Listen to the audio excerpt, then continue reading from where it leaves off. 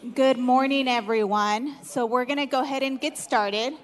But before we get started, I did want to just make a special announcement. Today is our mayor's birthday. So why don't we sing happy birthday? 1, 2, 3. Happy birthday to you. Happy birthday to you. Happy birthday, dear Mayor. Happy birthday to you.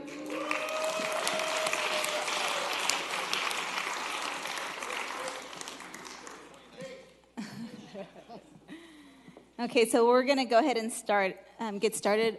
Will the clerk please call the roll? Councilmember Baines. Here. Bredefeld. Here. Capriolio. Here. Chavez. Here. Olivier. Here. Brandau. Here. And Soria. Here. Thank you. So next is the invocation by Pastor Jim Matix of Northeast Assembly God. If we can all please stand up and stay standing for the flag salute.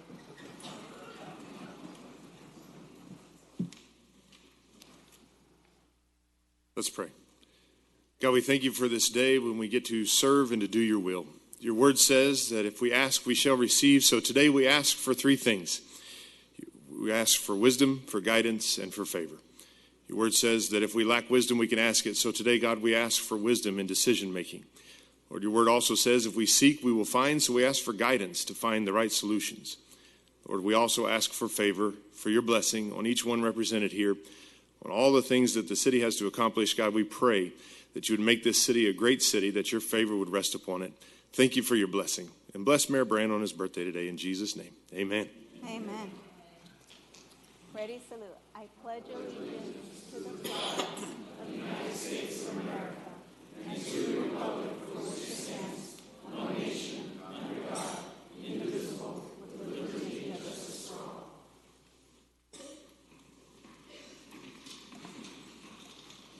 City Clerk, are there any changes to the agenda? I have a few changes. The first one is item 1C as in Charlie. I just need to announce on this item that it is subject to the mayor's veto. Item 4B is being continued to the 4/19/18 meeting per Councilmember Chavez.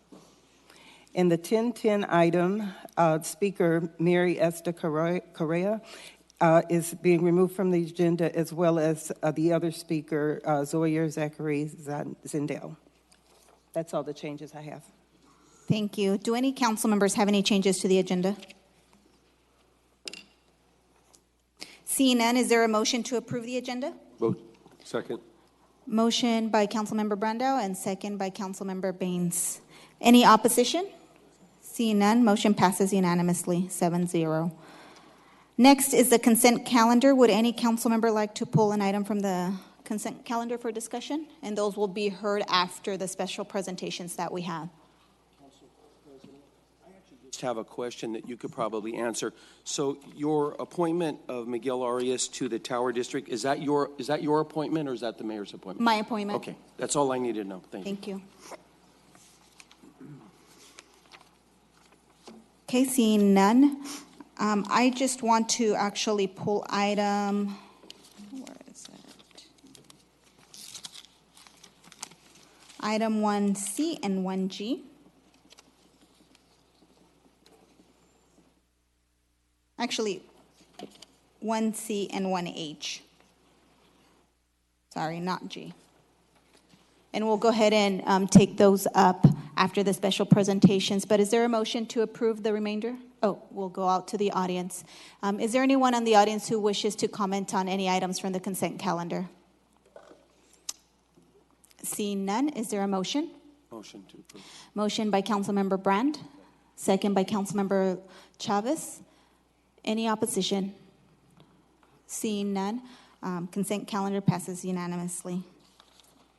Next, we'll move on to the special presentations, and we're going to go a little bit out of order. I know my council colleague has to leave immediately, so Councilmember Capriolio, if we can, you can go ahead and start with your first proclamation.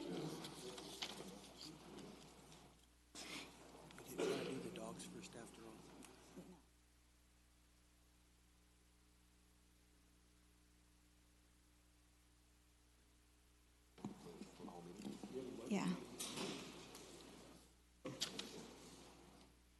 And is this one the special presentation for Jose, and you have a couple of the other council members join you? That's correct. Okay, Councilmember Brandao and Councilmember Chavez will be joining you. And Mayor Brand. Well, good morning, folks. Good morning, folks. Is this a great morning or not? This is fantastic. Thank you all for being here for these various ceremonials. So we're going to start with someone that I wanted to tell a little bit of story about. So I was at this press conference before the fight on March 17th, and we were talking and going through a bunch of things about that and all. I said, you know, Jose, we, the Central Valley, has a tradition of fantastic fighters. Some of you may remember Mac Foster, who fought Muhammad Ali. There was Irish Wayne Thornton, another great fighter from here. Gabe Turonis, elementary school named after him. And, of course, young Corbett III, whose statue's in front of the Selland Arena. His last name wasn't Corbin, it was Giordano. But Italians at that time of the 1920s were really shunned and looked down upon, and we had a long way to go. My grandfather, anyway, my grandmother. But here we are today, so I told Jose, guess what? You're going to come back the champion. You're going to be champion of the world. And lo and behold, that's exactly what happened. So we want to congratulate you and thank you for representing the Central Valley as well as you have. And please come up and join us.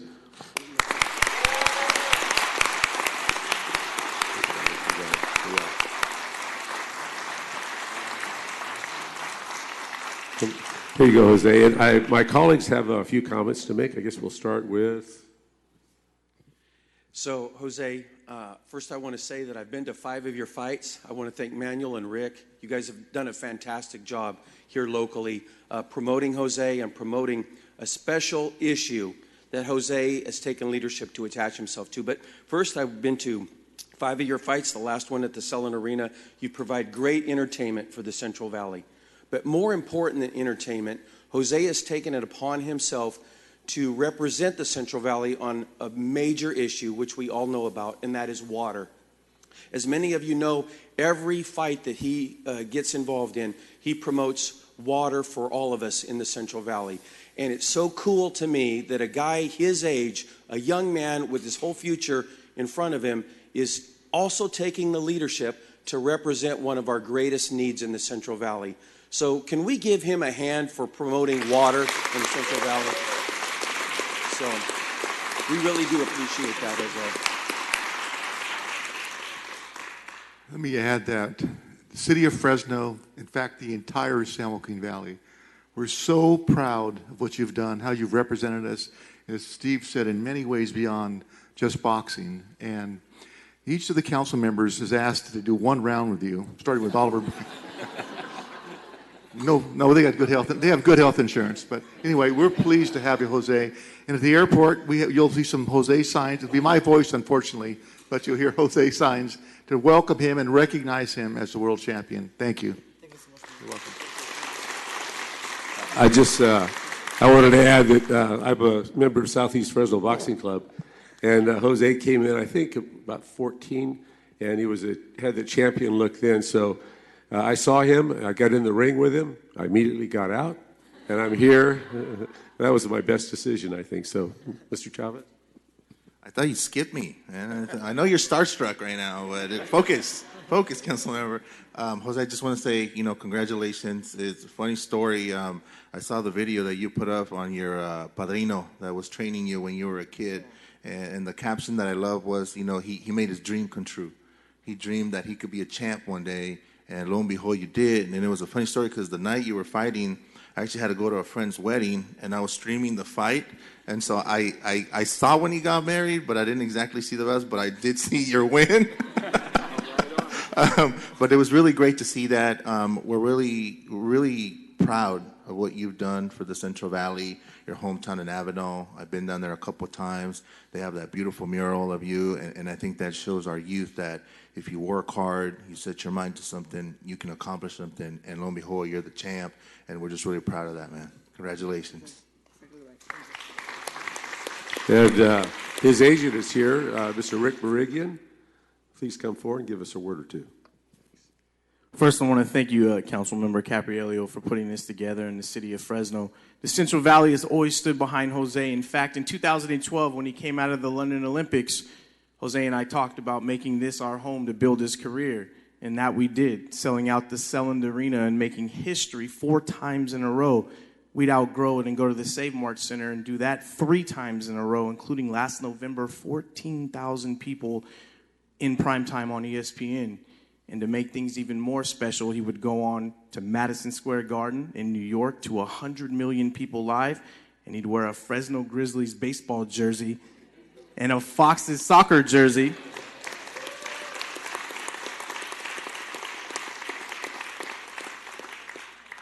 And he'd come home an historic WBC 140-pound world champion. But we're not done yet.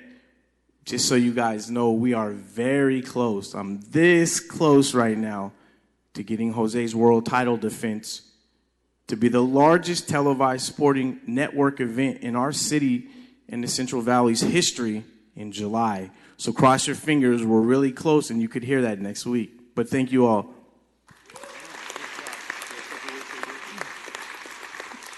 I just want to say thank you, council member, and the rest of the council members and mayor.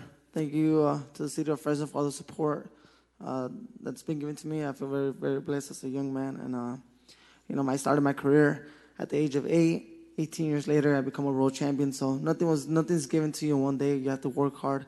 But with hard work, everything's possible. So I'll continue to work together, and I wish you guys the best and good luck. And hopefully everything, continues to go positive here in Fresno. Certainly, well, thank you. Did you read the proclamation? We'll read the proclamation that I'm holding that we'll present to you. Whereas Jose Carlos Ramirez is one of Central California's native sons, born and raised in Avenal, California on August 12, 1992, into a family of immigrants. And whereas while working in the fields as a young man with his family, Jose fell in love with the sport of boxing, training tirelessly to become a fighter he is today. As an amateur, Jose became the 2008-2009 Junior Olympic National Champion and 2010 and 2011 USA Boxing National Champion. And whereas Jose's reputation as an opponent to be feared only grew after he turned professional in 2012, achieving a flawless record of 21-0 with 16 knockouts before claiming the World Boxing Council WBC super lightweight title with a victory over Amir Amin at Madison Square Garden on March the 17th, 2018. And whereas Jose has used his fame and stature in the boxing world to raise awareness of the hardships of his community, Jose's fight for water has brought much-needed attention to the plight of the agricultural workers who have long suffered from California's ongoing water crisis. As a member of the California Latino Water Coalition, Jose works tirelessly to find solutions and provide water to the Central California laborers in need. And now, therefore, be it resolved, Mayor Lee Brand and the Fresno City Council members do hereby encourage all Californians to congratulate our world champ and thank him for all of his hard work. You are truly an exemplary role model to all residents of the Central California. Be it further resolved that we, Mayor Lee Brand and the Fresno City Council members, do hereby proclaim Thursday, April 5th, 2018 to be Jose Ramirez Day in the city of Fresno.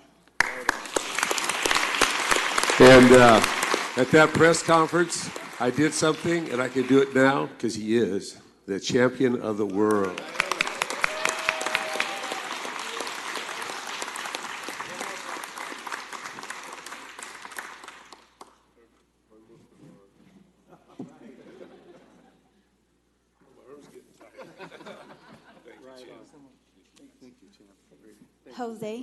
Jose, I just wanted to, again, congratulate you. I know I had a moment to speak to you before the meeting, but I also just want to point out that not only has he been a fighter and a champion for water here in our community, but he's been a champion for our immigrant community. And I want to really commend you for the work that you're doing to speak out on the issue of immigration.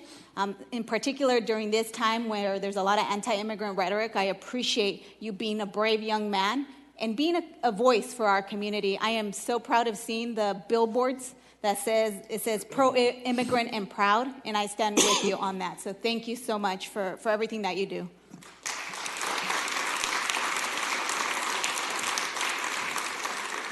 Okay, next, I have another special presentation. Would Erica and Lori Hunter please come up? As well as Jackie Holmes from El Dorado, Anna from the Boys and Girls Club. I'd like to have you all join me up here. I wanted everyone, all these people to be here. Come on up, Jackie. To have all of us show you our appreciation for PG&E and the generous donation they made to all these organizations that represent various facets of the city of Fresno. And without PG&E and their help with our community, we could not enrich the lives of adults and seniors and children and everyone in between. So we can't thank you enough for this donation. And Eric, would you like to say a word or two? Absolutely. On behalf of PG&E, it's been our pleasure to continue to partner with the community and serve the organizations in your district. I know that it's been a tremendous help to the Discovery Center and El Dorado Community Center for the work that they're able to do for the residents of Fresno. Very good. Round of applause. That's fantastic. I thought that was a 1, but it's a 10. So it's 10,000 generous dollars. So anyone else like to say a word or two? Are we good? Word or two, Jackie. Thank you, Councilman. We appreciate your ongoing support, and thank you, PG&E. We have a neighborhood that has made great strides forward, and this will help the Boys and Girls Club and IdeaWorks provide a maker space to give children the ability to make things themselves. So it's very exciting, and we have this alliance that we're beginning to call the Dorado Neighborhood Alliance. DNA, good from the inside out. Thank you. Well, we have excellent DNA up here, obviously, because you're all community leaders and you give back more than you take ever from this Fresno community. So thank each and every one of you and your organizations. Anyone else like to say anything? We're good? Oh. The Discovery Center has been a center for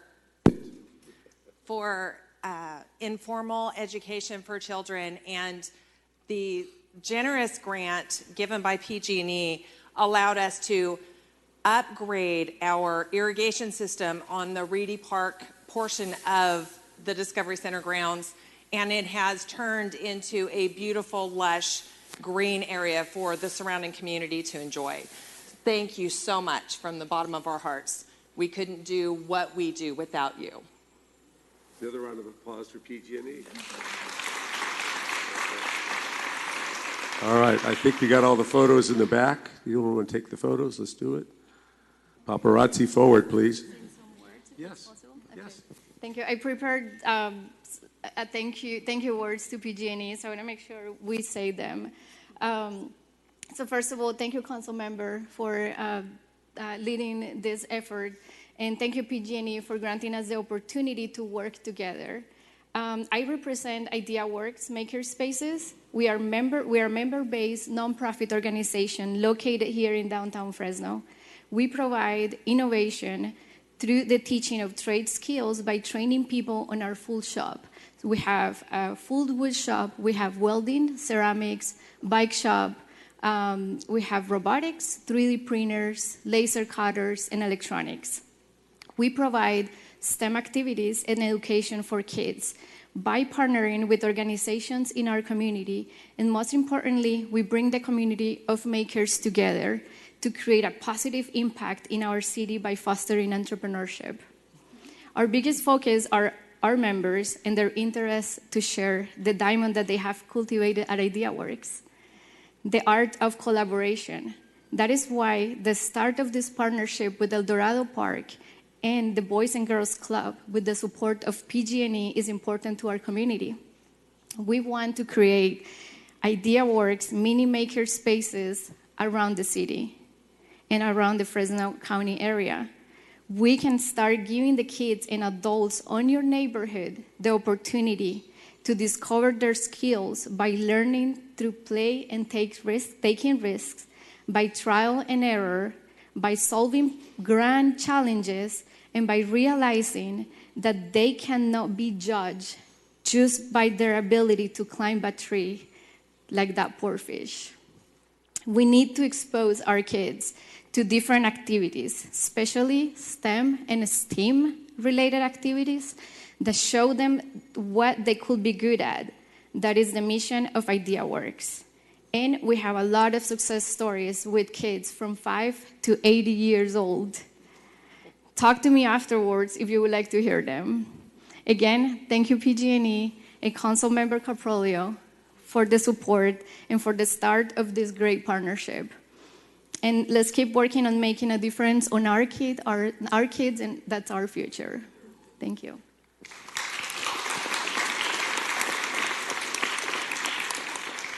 I just want to say thank you on behalf of the Boys and Girls Club at El Dorado Park as well. We're very excited to be implementing this new program and enhancing our membership for the Boys and Girls Club and for others that will be joining in the future. Thank you again, PG&E and Council Member. Thank you very much. Appreciate it. Thank you all. Appreciate it. You want to take that check? Thank you, guys. Thank you very much.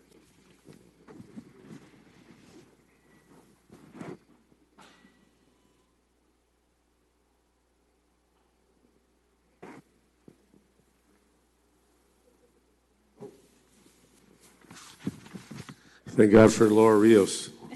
So with that, we have a certificate of recognition to present to PG&E and thanking them for their charitable donation to both the El Dorado Park Community Development Corporation and the Boys and Girls Club of El Dorado Park. Your philanthropic efforts will have an immediate impact on this community in a positive way. The youth of this area will reap the benefits of this investment for years to come. The City of Fresno thanks you for your generous contribution to these groups and best wishes for continued success. Congratulations. Thank you. Thank you all very much.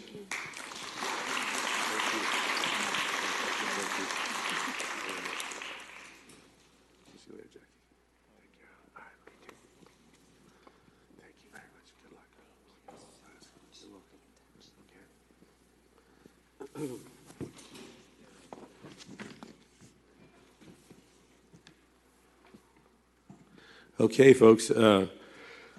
Next, we're going to do a recognition I've done every year since I've been on the council, and these people are fantastic.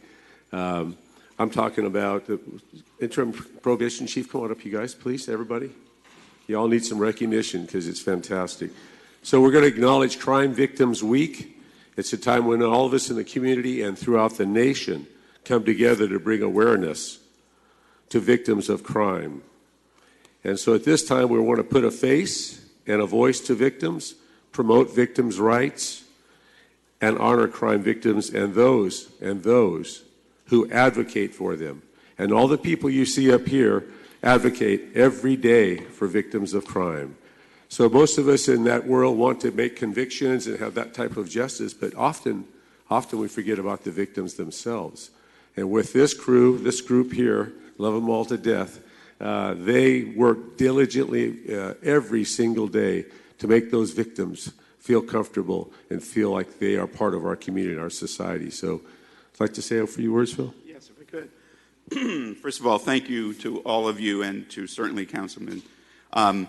This is a special occasion and well worth a couple of seconds of your time.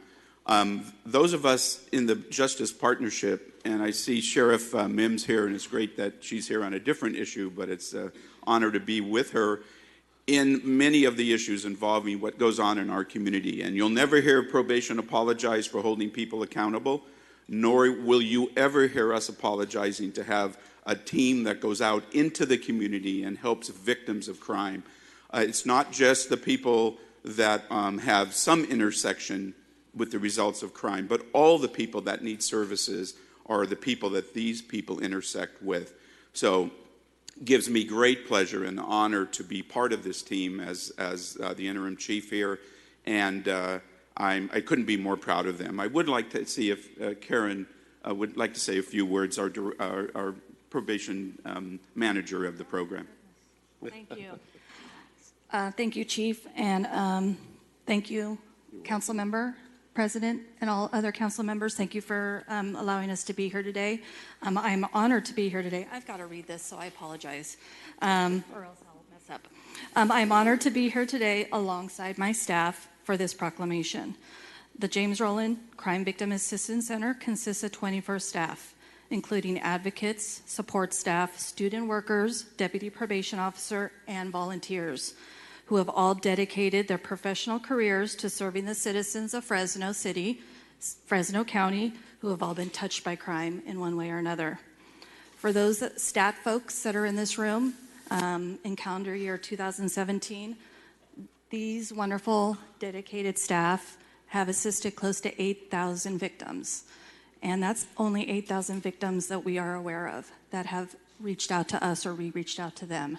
That's a staggering number to me, and they work extremely hard and dedicated to provide the needed support to those most vulnerable.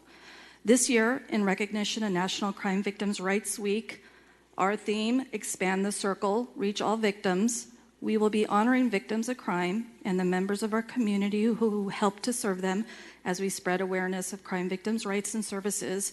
We will be hosting an honor walk and awareness event next Tuesday, April 10th, 4:30 to 7, starting with a walk at Courthouse Park and concluding at the Fresno County Ballroom with a ceremony recognizing a survivor, a Good Samaritan, and a community agency, culminating in a candlelight vigil for those members of our community that have been touched by crime. Our Victims Memorial quilts will also be on display at the event, as well as on display for 2 weeks at the Fresno County Plaza lobby. Our Victims Memorial quilt memorializes victims whose lives have been lost due to a result of a crime, and since 1994, our first quilt, we have 499 citizens of Fresno County on that quilt. I invite all of you here, it's a public event, and all the council members to our event to show support for what we do and how we serve and assist the victims of Fresno County. Thank you. Thank you very much. And that was, what day and time again? I'm sorry. It is next Tuesday, April 10th, starting at 4:30 at Courthouse Park. We will do a short honor walk and then conclude in the Plaza Ballroom for a more ceremonial piece of our event, concluding at approximately 7 o'clock. Very good. Thank you very much. And we have a proclamation here, and a lot of whereases. We'll bypass those and get to it. But it's further resolved that we, Mayor Lee Brand and the Fresno City Council, do hereby commend the James Rowland Crime Victim Assistance Center for their unwavering service and proclaim the week of April 8th through April 14th to be National Crime Victims' Rights Week, echoing the commitment of expanding the circle to reach all victims. And that's what you all do every single day. We thank you very much. Round of applause, please.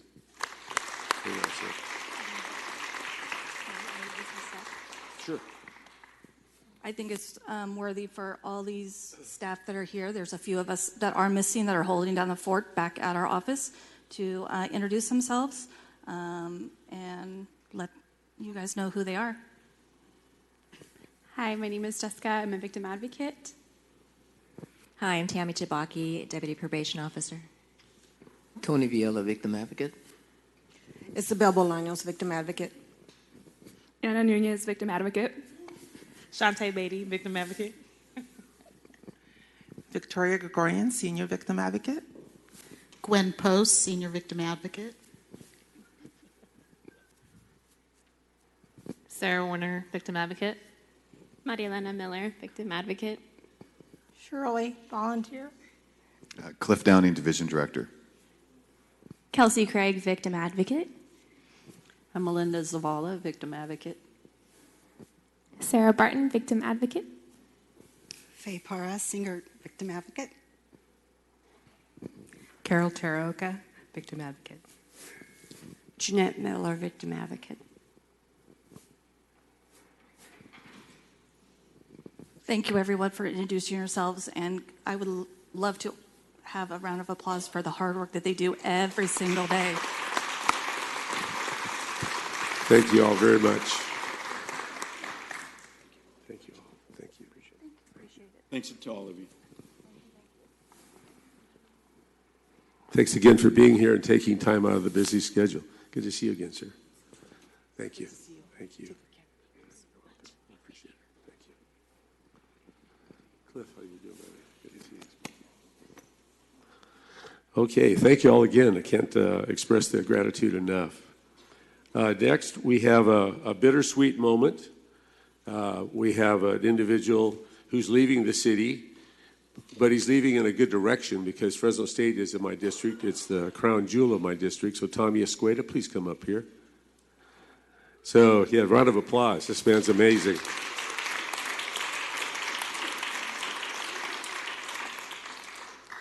He lives in my district. Now he's going to work in my district. So I think we're blood brothers almost. And Lee Brand is here as well. So I wanted to sum up what you mean to the city by going to a quote by George Hostetler. He said it best. Since Tommy was hired, he was tasked with some difficult projects, such as Recharge Fresno and make the city drought resilient, to name a few. And he completed every task on time and on budget. Amazing, simply amazing. So George also said that you have been a blessing to this city. So thank you, Tommy, for all your hard work and dedication. You're an amazing man, and thanks for sticking in District 4. Mayor? Yesterday at the Service Awards, Tommy had several people in his department recognized for their 10, 15, 20-year achievements. And I saw a part of Tommy I've not seen before, and the nicknames he gives to his employees. So we're going to call him Tommy the Terminator Escueda. Like that, Tommy? Let me just echo what Paul said. He guided us through probably the most important project in the city's history, a massive $500 million infrastructure program. He got us through the Northeast water crisis. He's got us to the Purple Pipe program. Tommy, you've been a rock star for here, and I wish you the best of luck. You're always a friend. Thank you. Can you read the proclamation? City Clerk? Thank you. Whereas Thomas Escueda, after serving nearly 4 years as the Director of the Department of Public Utilities of the City of Fresno, will be moving on to become California State University Fresno's inaugural Associate Vice President in Water and Sustainability. And whereas Tommy's reputation for hard work and attention to detail resulted in his promotion to Director of DPU in June of 2014, where he was charged with overseeing a number of City of Fresno's projects, notably including the crucial Recharge Fresno initiative designed to revitalize the city's water infrastructure so as to increase drought resistance. And whereas the Fresno State, Tommy will be head of development and implementation of water sustainability programs. And whereas the people of Fresno owe Tommy a great debt of gratitude for his dedication and tireless efforts on behalf of our community. Now, therefore, be it resolved that we, Mayor Lee Brand, and the Fresno City Council members, our employees, and our community express our deepest appreciation for his 4 years of excellent public service and wish you the best as you embark on a new journey. Be it further resolved that we, Mayor Lee Brand, and the City of Fresno Council members do hereby proclaim Thursday, April 5th, 2018 to be Tommy Escueda Day in the City of Fresno. Well, thank you. Thank you for the proclamation. I think I want to spend this is my last time in front of the council thanking a lot of folks. This has been a team sport, DPU. To begin, City Council.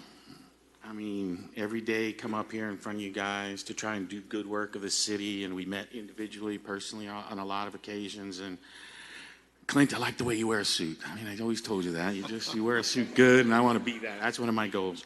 But you guys made a lot of hard, difficult decisions to move this city forward, and I want to thank each and every one of you. All these things that, the clerk read didn't happen until we got got here in front of you guys, and you guys made the decision to let's go ahead and do that thing. So thank you so very, very much for the trust and that you put in us to get that thing done. But it didn't happen without you guys making that vote and that first step. So thank you all very much.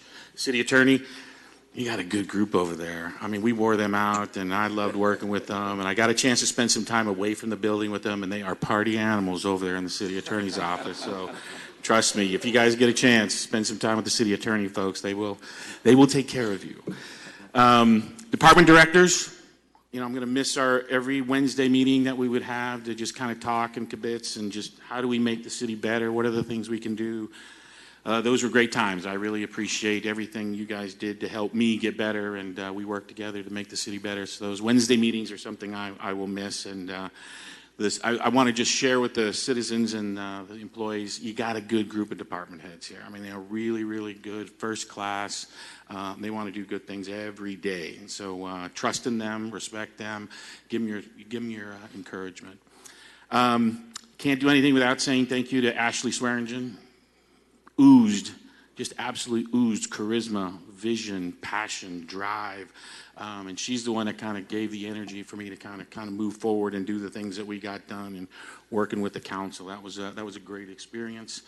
Georgianne White, you know, you show up, you don't know anybody. I don't know where the streets are. I don't know where to buy a hamburger. I don't know anything.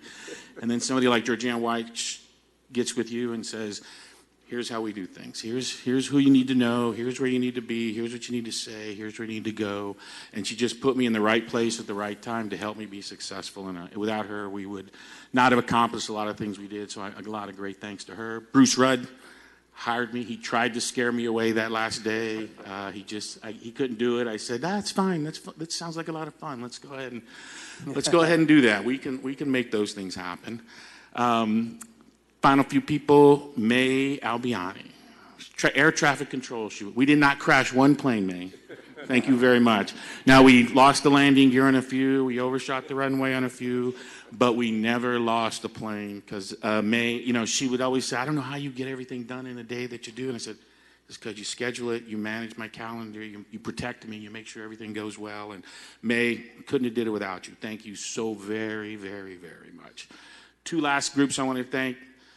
The Department of Public Utilities, warriors, absolute warriors, 650 every day, giving everything you got to make sure the water shows up, the sinks get cleared out, and the trash gets picked up. Every day you guys did that. Absolute warriors, rain, shine, hot, whatever it was, you guys did it.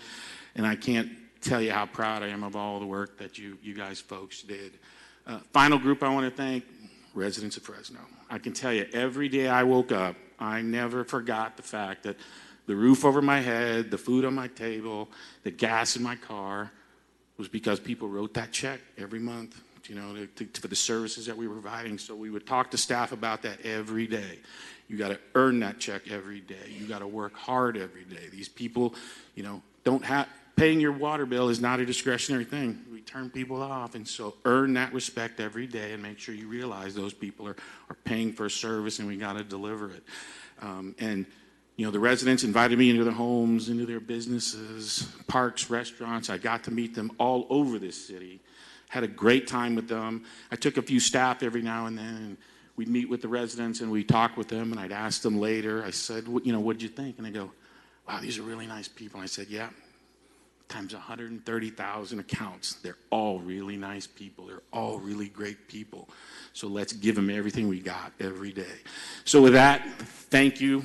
I had a great time. This was a great run. I can't wait to get started at Fresno State. It's going to be exciting. I won't be a stranger here. There will be things we want to do with the city. But thank you all very much. Council, again, I want to end with you guys. Thank you for everything. You guys did a great job. Appreciate it. Oh, yeah. And then my District 4, yes. Yes. We went to a park one time with a group of residents, and he said, you live here? And I said, yeah, in fact, I live in this neighborhood. This is the park. And so we had a great time. Laura Rios, thank you so much for putting this together. I can't tell you guys all enough. Lee, when you're a council member, we got a lot of great things done. So, again, thank you all very much. I can't, there's not enough time to thank everybody, and I'm not trying to offend anybody. I'm just trying to keep it down here. So thank you. Mark, I got to tell Mark, my spokesperson, every time the media would call, it's like, have you talked to Mark? Mark was kind of like my agent publicist. He would always kind of filter them out and make sure I wasn't saying or doing or meeting with people I shouldn't be meeting with. And he's another one that protected me very well, and I'll never forget you. So thank you all very much. Thank you all very much. Thank you. Tommy, we do have a couple council members that do want to say some brief comments. I'll start off. I just want to thank you for your hard work. I saw you come in from day one, and I worked very well with you. I want to thank you for always being frank, for being honest, and for just getting us through what was monumental for the city of Fresno and trying to do it the best way possible so that the residents could benefit. So I want to thank you for the work that we did together to make sure that I got there on that vote. That was very important. So thank you. Councilmember Brando.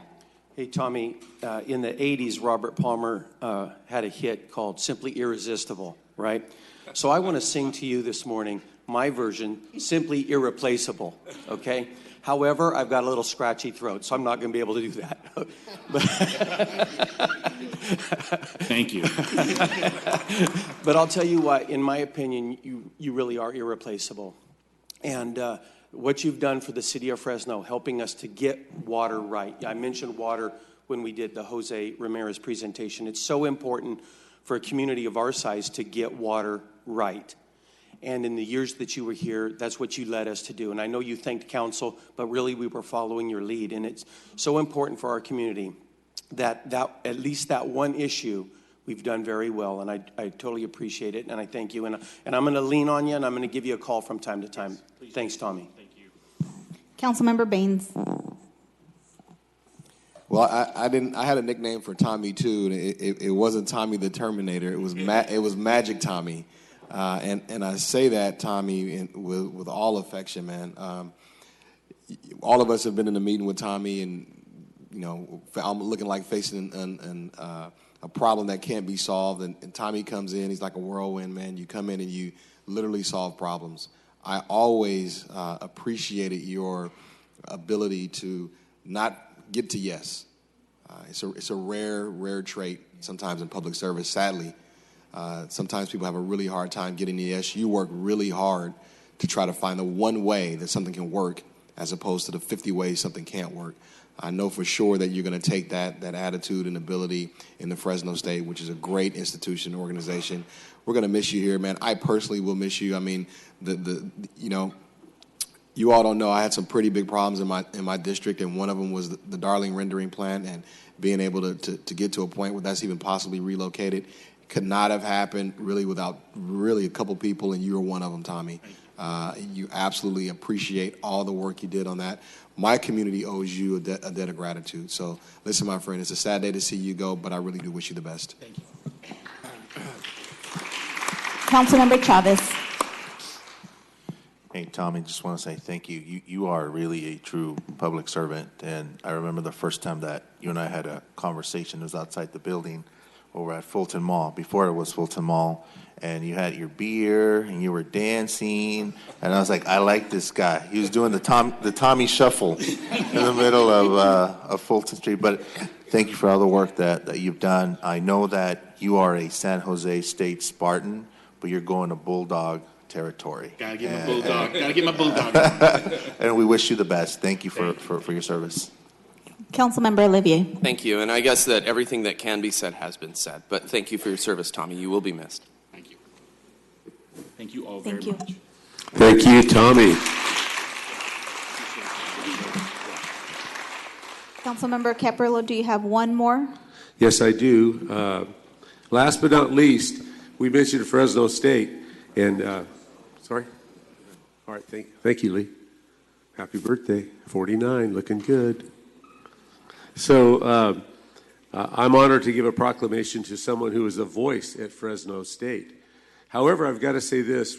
I was brought out to Fresno State for an event, and I was told that you're just going to sit there and look pretty and just kind of hang out.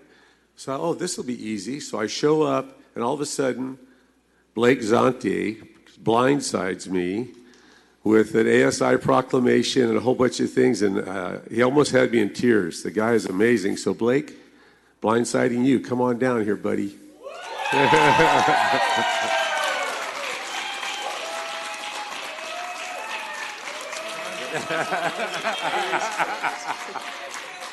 Hey, he's usually not that red, so it was a great blindside, let me tell you. But he's a great guy. He's a great person.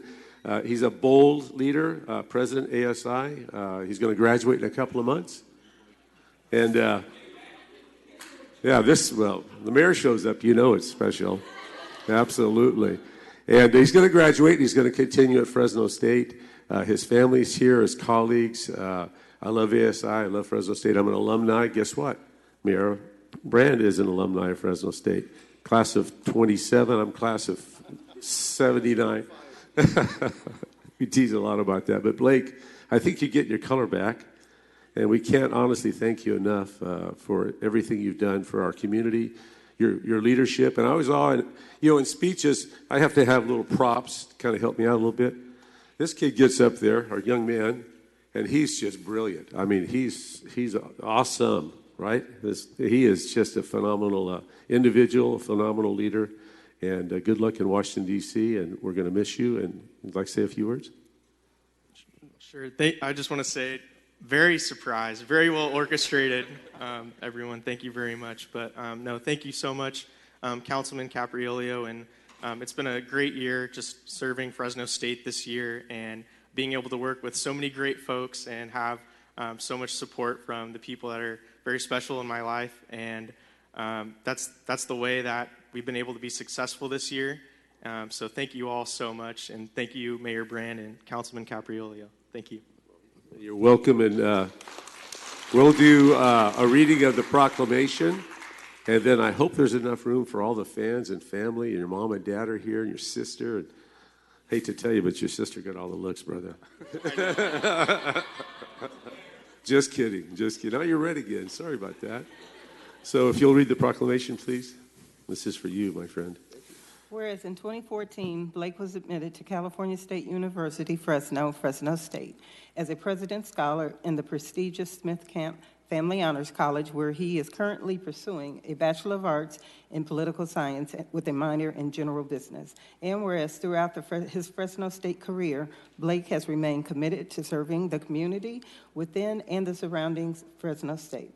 Blake also volunteers regularly at the Parvello House, an organization working to aid homeless communities, and Bulldog Pantry, an organization which distributes food to low-income students. And whereas in 2016, the student body of Fresno State chose Blake to represent them as executive president of the Associated Studies Incorporated, ASI, the official student government of the university. Blake's hard work did not go unnoticed as students once again chose Blake to represent them in 2017, this time as president and CEO of ASI. Whereas during his stay in Fresno State, Blake Zante has firmly embodied the Fresno State principles, service, charity, and understanding. Blake has set the standard for excellence for all future ASI presidents and representatives. Now, therefore, be it resolved that we, Mayor Lee Brand, and the Council, Paul Capriolio, do hereby proclaim Thursday, April 5th, 2018, to be Blake Zante Day in the city of Fresno. If we could have the family come up, please. All the family come on up and we'll do a photo op. Yes, absolutely. It took a village, right? We got about a village here today, so come on down. Ditto. I did a great job, Blake. It's great working with you.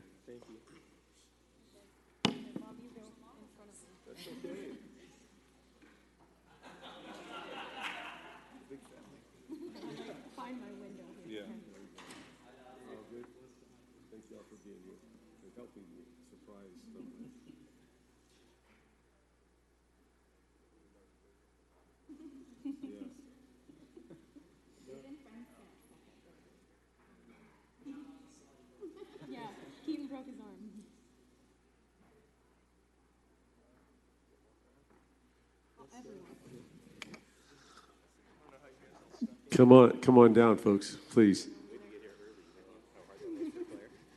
This is just a representation of what a great fellow and good man Blake Zonti is. Terry, you need to come down too. Come on.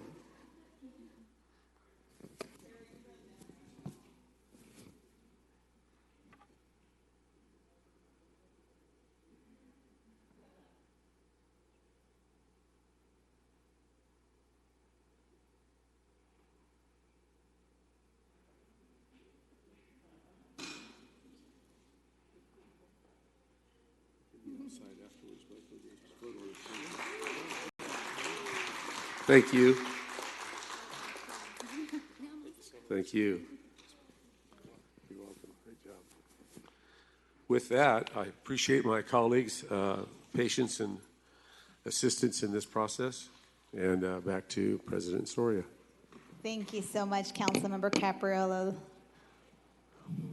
Next, we have Councilmember Brando presenting the SPCA Pet of the Month. I want to thank them for being so patient. Usually they are first. Yeah. All right, we'll let the aisle clear out a little bit. We have two more stars with us today. We've got a great number of dignitaries today, but we also have April and June. And which one is this? April. This is April. Let me hold April. What a cute doggies. Every month we celebrate our partnership with SPCA, who do so much in our community to help us, sometimes helping us find homes for little doggies like April and June. And so today they're bringing down these two doggies, and we would like to auction them off to the highest bidder. And Sheriff Mims, I know she put in a bid of $100. So if anybody else would like to, no, I'm just kidding. We want to thank you for everything that you do in our community continually, and letting us be aware that there's great pets, dogs, cats, rabbits, all kinds of stuff for adoption. And all of these doggies and cats, they need good homes. And so we thank you for everything that you do. And thank you for sitting patiently, April and June. I think April wants to go home with you. Oh no, April's not big enough to survive my cat. All right, thank you. I think we're gonna cut it a little short today, but thank you, and we'll see you next month. All right, thank you. Next, we will be, thank you, SPCA. I'm sorry, we're next, because Sheriff Mims has to leave. Oh, that's fine. Sorry. Okay. We've been out of order all morning, Councilmember Olivier, so thank you so much for working with us. So next, we're going to be doing the National Donate Life Month proclamation.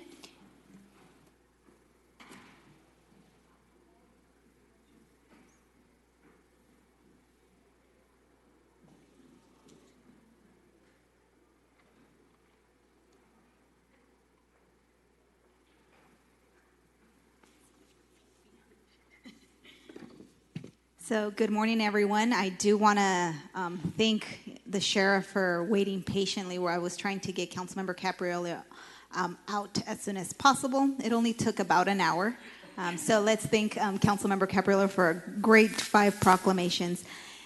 Anyhow, so we are doing the National Donate Life Month, and we have a few people here. I first want to thank Sheriff Mims for thinking about me when she began to talk about this issue and how important this issue is, not only to the city of Fresno, but to our county as a whole. I know that she's been one of the faces behind donating organs, and so I want to thank her for thinking of us and thinking of me and how we can better educate our community, do the outreach so that we improve some of the statistics here, and that we hopefully give continuous life to folks that are in need of a donation.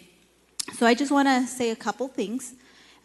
National Donate Life Month is celebrated throughout the country in the month of April and was instituted by Donate Life America in partnership with other organizations, and is a time dedicated really to inspire to register as organ and tissue donors, and to also, I think what is important is that we pay tribute to those who have given the gift of life, which is those critical donations. So first, before I continue on, I just want to encourage you guys, if you have not registered to donate, make sure you register to be a donor, and you can figure that out by just pulling out your driver's license or your ID, and if you have that little pink dot that says you're a donor, then you have done your job. But we do want to encourage everyone here in the city of Fresno and out in our community to do register because it does make a difference. I know that some of the startling statistics are within the Latino community, the African American and Asian Americans, where we need our communities to really be informed and also register because they are a critical component here of our community. So this year, the Donate Life Month is represented by a rainbow art piece, which was inspired by Maya Angelou's quote, "Be a rainbow in someone else's cloud." Because we know that often following a storm, the presence of a rainbow provides optimism and motivates us to endure through dark times. Similarly, organ and even eye and tissue donation, which I just learned about when I met with the staff earlier last month, really is a bridge of comfort and hope between one of family's mourning and another's healing. So it does turn tragedy into renewed life for many families here locally and throughout our state. So I want to say about 1,000 people are waiting here in Fresno County for a transplant. So there is a long list. Half of the Fresno County residents eligible to register as organ and tissue donors have yet to take that step. So again, we have a lot of work to do here in our community to get the word out, to make sure that people are registered donors. One organ donor can save the lives of up to 8 people, and a tissue donor can heal 75 others. So it is very impactful. So here to speak, I want to introduce a couple of the folks here. Obviously, we have Sheriff Mintz, who has been a lead on this issue. We also have Marcela Corona. She is with a donor network, and then she can introduce, we know Larry Salinas here, who has been very involved on this issue, and maybe you guys can say a few words. And introduce Sure. I'm Marcela Corona. I'm the Community Development Liaison with Donor Network West. I am here along with some colleagues of mine and community champions like Sheriff Mims and Larry Salinas. And I'll let Larry, since he probably has to leave soon, say a few words, and then I'll pass it along to Jason Bailey, our Director of the Region, and Jacqueline Manzanito. She's the Manager of Coroner and Funeral Home Relations. Thank you. Thank you, Marcella, and thank you, President Soria. And I wasn't planning to speak, but this is an issue that is near and dear to my heart, and the sheriff threatened to handcuff me, so if I didn't come up.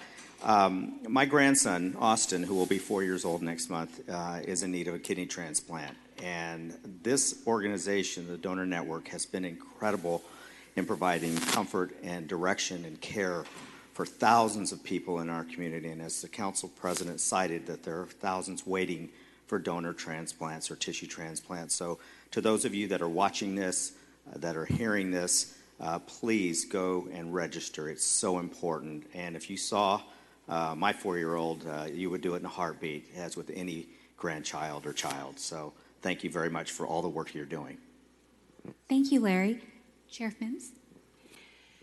So the relationship, when that time comes, and when time is of the essence, that's not the opportunity to build relationships. It's before. And what we have is great networking between the coroner's office, between the hospitals, and between the donor network. So when that need arises, we have things in order. And it truly is a great partnership. And it occurred to me when we were talking about how do we increase the donor base, I thought Fresno County has thousands of employees. The city of Fresno has thousands of employees. And I want to thank Councilwoman Soria because she did not hesitate when I said, do you think the city of Fresno would like to be involved in increasing the donor base? And absolutely, she said, so we're going to be doing a donor drive in Fresno County, city of Fresno, so that we've got a great 50% cooperation rate right now. We want to increase that so we can lower those thousands of patients now that are waiting a transplant and lower that need. So I want to thank you all for the efforts that you do on your life-saving work. Thank you. Good morning, everyone. There's not a whole lot more to add that hasn't been said already. So I was going to ask the question. I'm glad Mr. Salinas brought this up, but I wanted to know how many of you have been impacted by organ donation or tissue donation or are a registered organ donor. Is there a show of hands? Okay. So let me say thank you. We simply could not exist without that. And I want to point out and add that we have an incredible team here in Fresno. Marcella is one, and Jackie as well. Partnership with individuals like Sheriff Mims here, folks at Community Regional Medical Center and other hospitals. And these folks work tirelessly. I see them put in routinely 15-hour days and weekends and evenings, and sometimes they're there at night when families need them most and that kind of thing. So I really do want to recognize our incredible team of talented professionals here in the Fresno region. So thank you.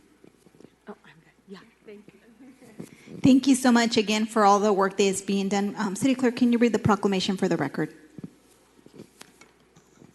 Whereas more than 962 individuals in Fresno County are currently on the National Organ Transplant waiting list, and 22 patients die each day due to the shortage of donated organs. And whereas the Donor Network serves as a federally designated organ procurement organization in Northern Central California and Northern Nevada, and works in close partnership with families, doctors, nurses, and coroners in hospitals to connect donors to recipients. And whereas organ and tissue are life-giving acts recognized worldwide as an expression of compassion to those in need that save thousands of lives each year. And whereas the need for donated organs is especially urgent in Hispanic, African American, and Asian communities, and a single individual's donation of heart, lungs, liver, kidneys, pancreas, and small intestines can save up to 8 lives. Donation of tissue can save and heal the lives of up to 75 others. And whereas the spirit of giving and decision to donate are not restricted by age or medical condition, and over 14 million Californians have signed up with the Donation Life California Donor Registry when applying or renewing their driver's license or ID cards at the California Department of Motor Vehicles. Now, therefore, be it resolved that in recognition of National Donate Life Month, the City of Fresno Mayor and Council do hereby proclaim April 2018 to be National Donate Life Month in the City of Fresno. Again, thank you all for the great work that you guys are doing to provide life to folks in the community that are in need. Thank you. So next I have a very special presentation to a business in my district. And so I want to call up Anthony, Ricky, and is Addie here or is it just, no? Okay, so just the gentlemen, Anthony and Ricky, if you guys want to come on down. And so I've had the opportunity to get to know Anthony and the work that they've done over the last few years since I've been on the council, and I'm just very proud of the work that they do. The business is called the Neighborhood Thrift Store, which is located in the Tower District. Not sure if you guys are familiar with it, but it's right in the heart of the area on Olive Street. And so I wanted to present a special proclamation because this year they are celebrating their 10-year anniversary. And you may think, oh, well, why, recognize a thrift store? And, what is so great about what they do? Well, I will tell you guys that just in learning about the work that they do here in the community, the lives that they have saved too, and the investments that they continue to make to our neighborhood and to the city of Fresno have been critical. I know that approximately annually they are employing about 30 people. So they're putting people that are the hardest to get them jobs to work, and that is a great thing. I know that last month, Councilmember Branda attended a little presentation that they had where they talked about their accomplishments over the last 10 years. And some of the investments that they make, also they invest over about $600,000 annually into our neighborhood and into the city of Fresno. And that's no small feat. I just want to commend them for their dedication and their work in what they do every day to provide a job opportunity for those that are in need and that are in the greatest need. And not only a job, but I know that, and what I found out is that they do a lot of training, and they provide them social services, and you guys can talk more about the extensive work that you guys do, but it's just amazing the impact that they've made. I've had an opportunity to also recently again tour it and hear directly from those that have been impacted, that started from the bottom and now are managing the store. And so it's just very impactful work, and I wanted to make sure that the City of Fresno recognized them for their dedication, for their service, and for their innovative vision that they have in the City of Fresno, and for really giving back. And so I wanted to thank you, Anthony. I know that you've been the lead there for the last decade, and so we're just very proud of the work that you're doing there. So if you guys just want to talk a little bit about maybe some of the work and how you guys got started. You guys hear me in the back, the multitudes of people in here. You guys are good, right? It is pretty humbling. 10 years ago, I was just a dude being a dude, trying to figure out, can I make healthy transactions that are going to impact my neighbors? I'm a Tower resident. I live in the neighborhood, and I found the greatest way to serve the neighborhood I live in is by surviving the struggles that we have in the neighborhood. And we soon realized that wasn't just used clothing and items at cheap, affordable rates. It was just jobs. And so over the past 10 years, we focused on developing different business models that are conducive for hiring people with multiple barriers to employment. And, it started out with just being able to employ myself and a couple buddies, and then trying to bring people along the way. And I have the privilege of just seeing hundreds of people throughout the past 10 years experience the satisfaction of the job well done. And I think the most powerful part of what we do is when you see a parent receive a paycheck and see that paycheck be used to put braces in their kid's mouth, buy their first home, buy their first car. I think those are the things that are going to transform our neighborhoods and our communities. So, our first company was Neighborhood Thrift, and it's been a privilege to celebrate 10 years. A recycling company and contract manufacturing also provide the same type of things, and I think there's really no magic sauce or any special service. We don't have any special certificates beyond just the paycheck that we hand out. And 10 years, spent a third of my life doing this, and I don't think we'll be going anywhere anytime soon. So I think for those of you council members, I think if you guys can just identify what businesses are in your specific districts and figure out how you can partner with them to have that social impact. I think businesses and jobs are a really powerful tool for developing our neighborhoods and our communities, which make this great city. So I know I'm not the only one. There's hundreds of us in our city, so I would just really encourage you guys to really identify what's going on in your own, in your own district. So, Ricky, you got anything to say? I'd also like to highlight Addie. She just walked in. She's probably gonna get mad at me, but she's probably the most important piece of everything we do. We got a point in time we're employing a lot of people, and I'm like, there's this thing called human resourcing and HR. I think it's pretty important. I need to find somebody that can do that. Addie's actually a trained social worker, and I think spending that individual and unique time for every person that comes through our doors is what makes it special. And I think Addie has the unique pleasure of experiencing the darkest of days, but also the greatest of joys of every person that we've worked with. So everything we do, I wouldn't be able to do without her. And I think this is a good time to acknowledge Addie anytime I have the opportunity. So thank you. Again, I just want to thank Anthony for his vision. And again, absolutely, the importance of providing a job. And he said it best, the best certificate that someone can get is a paycheck.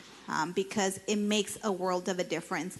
And what I want to just, tell my colleagues that it's important for us to support job creation, absolutely. But I think that it's incumbent upon us to support businesses and social enterprises like these that get to the hardest folks to employ. I know that that's an issue that Councilmember Baines has been striving to work on over his tenure here. And I hope that as we consider pieces and projects, that are going to bring jobs to our community, that we're looking at that local component and that we're looking at hiring and giving those people an opportunity that maybe don't know how to put a resume together, that don't know how to go back and get their driver's license. And that is exactly what they're doing. And so I want to really just commend them for the great work in changing our neighborhood and the city. And so I know that you guys are doing it, one person at a time, but it makes a world of a difference. And I want to thank you guys for your commitment. So on behalf of the city of Fresno, we do want to provide a special proclamation. City Clerk, if you could read it for the record. Whereas Neighborhood Thrift began its operations in March 2008 with the goal of having a positive economic impact in South Fresno area, now operating in District 1's Tower District community. And whereas their mission is to operate businesses that reveal value in people so that they can play a positive role in their home and community. And whereas by opening up its doors, the Neighborhood Thrift has been able to take the donations from its local community and pass them along at discounted rates.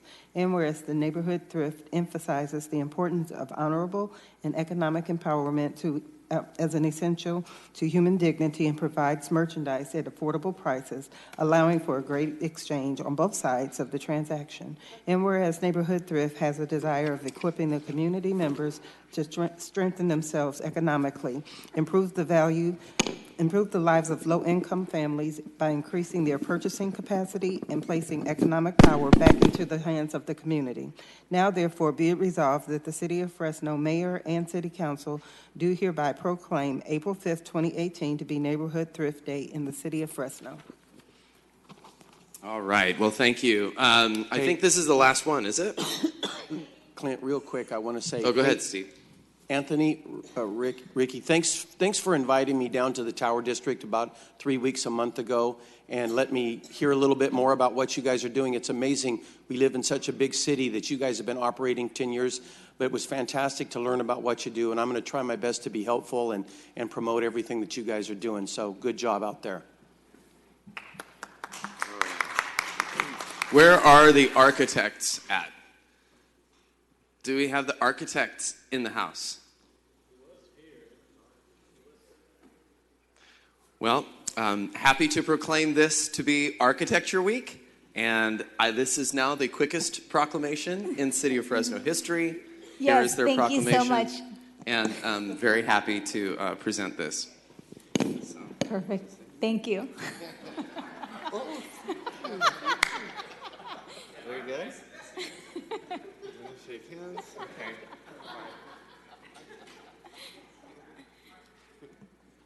Thank you, Councilmember Olivier. So next, we'll go ahead and move on with the rest of the agenda. That was, wow, an hour and a half of special presentations. I think that was the record for us. So the next thing on our agenda is approval of the minutes. So are there any changes to the minutes of March 22nd, City Clerk? Nope. Is there a motion to approve the minutes? Motion by Councilmember Chavez, second by Councilmember Brando. Any opposition? Seeing none, the motion passes 5-0 with Councilmember Capriolio and Bredefeld absent.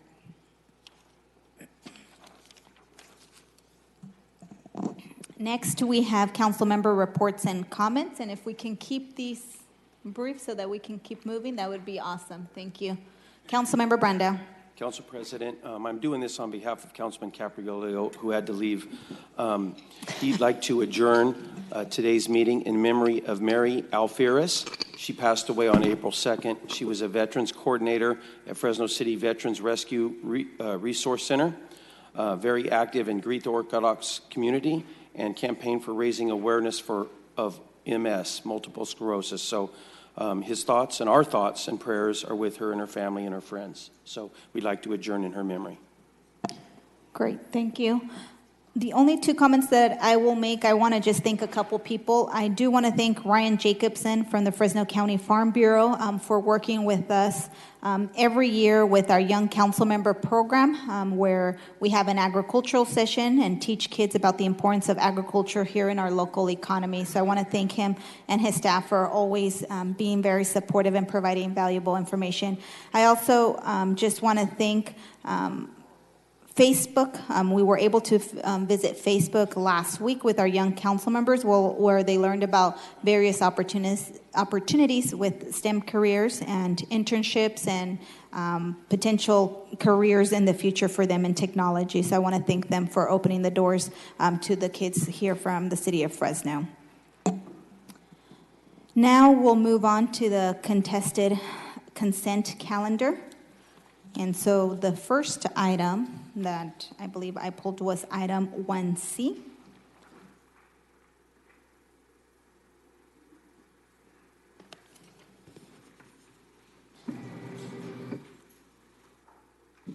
Good morning, Council President, Council.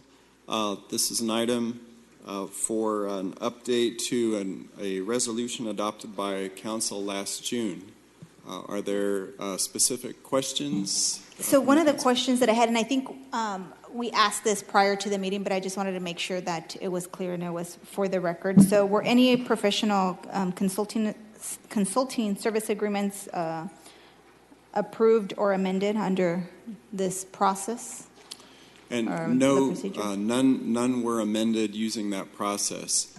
Again, as noted in the report, this was an inadvertent addition due to the overly broad language that was within that initial resolution. As soon as staff, department directors, and city manager became aware of that, city manager directed that no department utilize that provision until we could come back to council and clean up the resolution. Okay, perfect. So this is predominantly for material supplies and services? That is correct. Okay, perfect. Okay, awesome. That was just, I wanted to make sure that that was clarified for the record. I'll make a motion on the item. Second by Councilmember Bredefeld. Any opposition? Motion passes 5-0 with Councilmember Brandau, Councilmember Capriolio absent.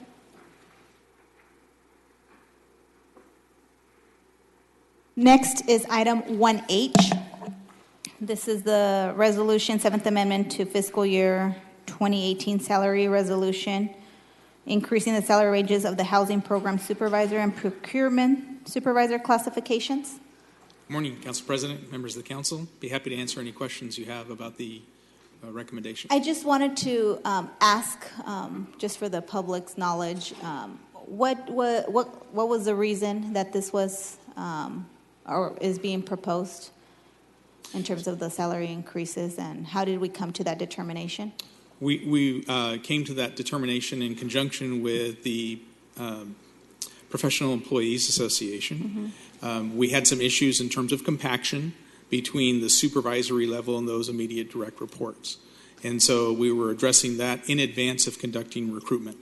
Okay, so this will help you guys, because I know that we've had vacancies over the last few months for some time. So you guys believe that these salaries will, or the increase will provide a competitive salary so that we get some good candidates? Is that what we're attempting to do? We are trying to find the best candidate for the job in each of these positions, and yes, we believe this will help us be successful. And this is pretty competitive to other maybe cities and the types of position that it is? Yes.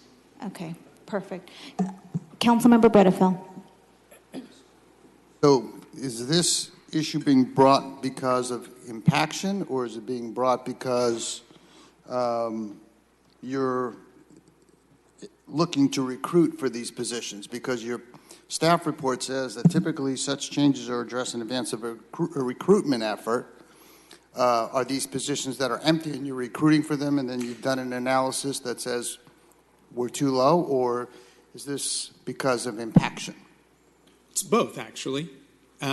As council, I believe, is well aware, we are in the midst of a unit-wide classification and compensation study with this particular bargaining unit. And the city and the unit agreed to address 4 particular classes in advance of the remainder of the unit.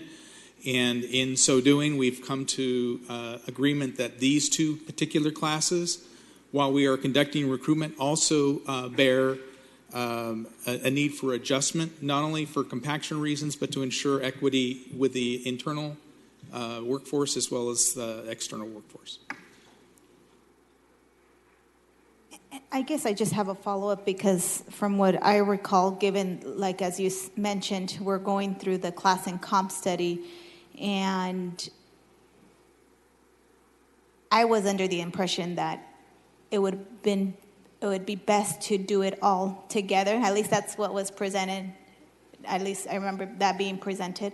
And so just wondering why this position, why aren't we doing this across the board if compaction is an issue impacting not only the housing program, this position within housing, but I know that there's a lot of other positions that are being impacted by compaction. So I guess what warrants, the change just for this versus changing all the ones that we need because they are facing the same problem. That's Well, because I would like, personally, I would like to rectify them all as soon as possible. I would concur with you in that regard as well. We definitely want to address compaction issues with this unit to the extent that they exist. We'd like to do that as quickly as possible. The city and the bargaining unit agreed to address these particular issues because these were immediately in need of filling the positions right away. Not that there aren't others, but it was agreed we would focus on these as we continue to work with the balance of the classification and compensation study. Now, Council President, was it your recollection that we talked about this almost as a policy issue, and we were going to look at dealing with these compaction issues? So I'm a little surprised seeing this because it seems like we're doing this with this particular position, but like you said, we were talking about doing this in a broader policy issue. Interestingly enough, though, you don't mention in your staff report about compaction issues. You just mentioned about seeing, typically doing this when there's a recruitment, but that's not what this is really about, right? It is about recruitment as well. Are these positions empty? We have one vacancy in each classification at the present time. And yes, we are in the midst of the recruitment process to fill the respective positions. Okay, so there are some empty, and that's what you're also trying to rectify. Correct. Okay. Okay. And, you know, I get what you guys are trying to do in terms of recruitment, but my philosophy is we've had employees here that have stuck around and are dedicated to the city of Fresno and are doing the hard work.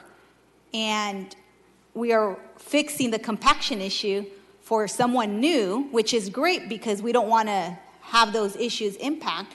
But I'm all about supporting our staff and making sure that our current staff that have been loyal to us, that have stayed here, that are continuing to do the hard work, that we address that, you know, in the same, you know, immediate fashion as we're trying to do this today. So I don't know, I would support this if the council gives direction to move on rectifying this compaction issue sooner rather than later. I'm about supporting our employees, our current employees.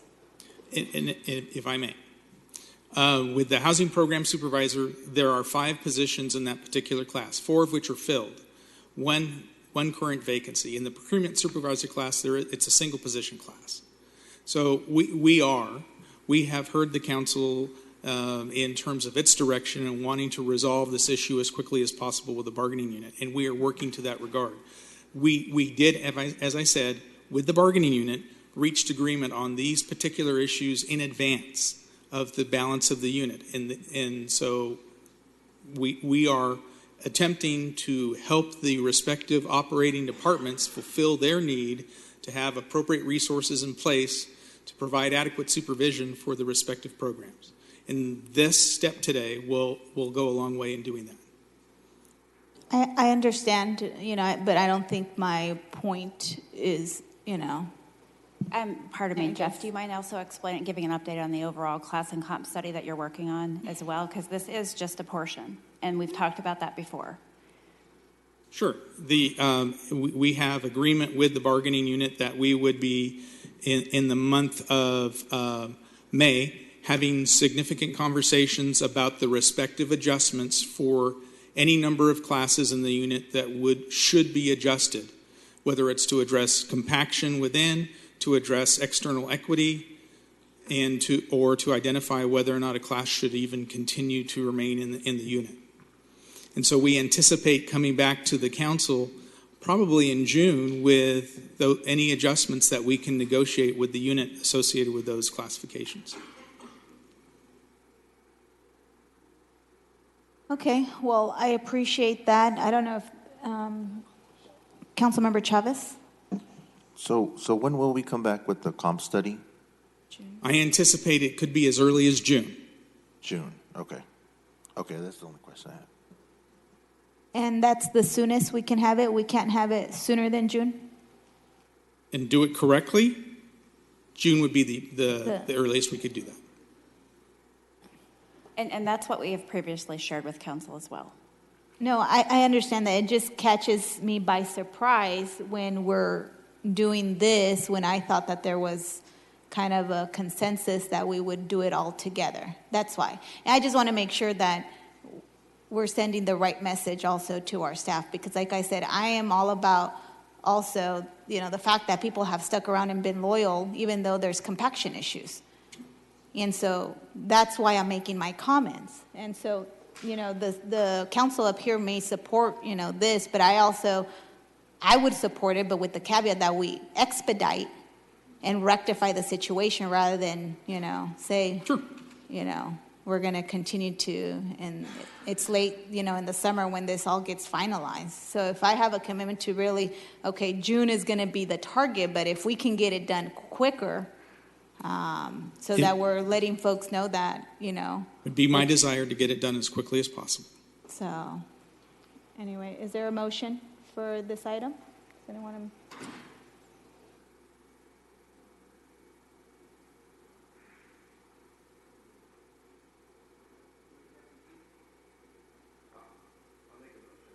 So, you'll make a motion. Could we include in your motion that we ensure that this is expedited and brought forward to the council no later than early June? No later. So that means. Well, I'm happy to get, to help the administration get going and deliver as soon as possible. But is that going to work for administration? I will just submit to you. I don't want to set a hurdle for them they can't get over. But I support you, Council President. Are you seconding it? Yeah, that's the only way that I'll support this. Otherwise, if you guys want to move forward with their existing and just kind of letting it up in the air, that's up to you guys. But I would like this to be resolved sooner than later. Can I ask a quick question? Is the issue time sensitive? I think it shows good faith effort that we are moving forward with these positions in particular and the unit as a whole. So I would say for that reason, yes. Because I hear, and I share some of the discomfort my colleagues do with kind of piecemealing this, and no? No, I would not consider this piecemealing. You heard the director say that we've agreed to, with the unit in particular, moving forward with a few positions, and this is what we are bringing forward. And so our word to them is that we were going to work on those in particular. That's the item before you today. They're also aware of the timing for the entire class and comp study. So this is not piecemealing. Yeah, probably. Yeah, you're probably right. But I guess it feels like it is, and I hear the discomfort of not having a single item to look at that addresses all the issues at one time. So that was why I asked if it was time sensitive, because I can hear some of the angst up here. So, but if there is a time sensitivity to this, if we've made some agreements with our bargaining units, and that's what it sounds like, we've made some agreements with these units to make sure we move this item forward. Right. Well, I'll make a motion that we accept staff's recommendation, but I think Jeff and... There's already a motion. I'll drop my motion. You're right. And I'll second. No, it's fine. You're right. There is a motion. I'll go ahead and second. Okay. But I think that certainly staff has heard loud and clear how serious we want to see the classic comp study and have that full discussion about making sure that we bring it all together. So, sure. Would you guys be opposed to giving some direction and as part of the motion to make sure that we get this resolved no later than early June? Or he's saying that June would provide them enough time to do it right, correct? That's what you just mentioned. Yeah, so I just want to make sure. Yeah, I'm okay with including the motion that absolutely comes back in June, so that we have a decision. We see this before we adopt a budget more than likely. I'm assuming that that's part of what you, city manager, what you want to make sure that we do is look at this before we adopt a budget. Are you comfortable with Yes. Jan? Okay. And we're comfortable with that. And those changes are going to also be reflective. That's the thing in terms of the timing with the budget, because we're going to see it in June. So We have a lot of need right now, and we're taking everything into consideration as we're building the budget. Okay, so we would be building. We will roll out the mayor's proposed budget in May, and right now we're working on it, so I cannot guarantee one way or the other what's going to be in there. Okay. Okay. Well, so with reservations that will support as long as, you know, you guys have heard that we want this to come back early June. I think that it's in the best interest of everyone to get this resolved, obviously, sooner than later. So there is a motion and a second. Any opposition? Seeing none, motion passes 6-0 with Councilmember Capriolo absent. Thank you.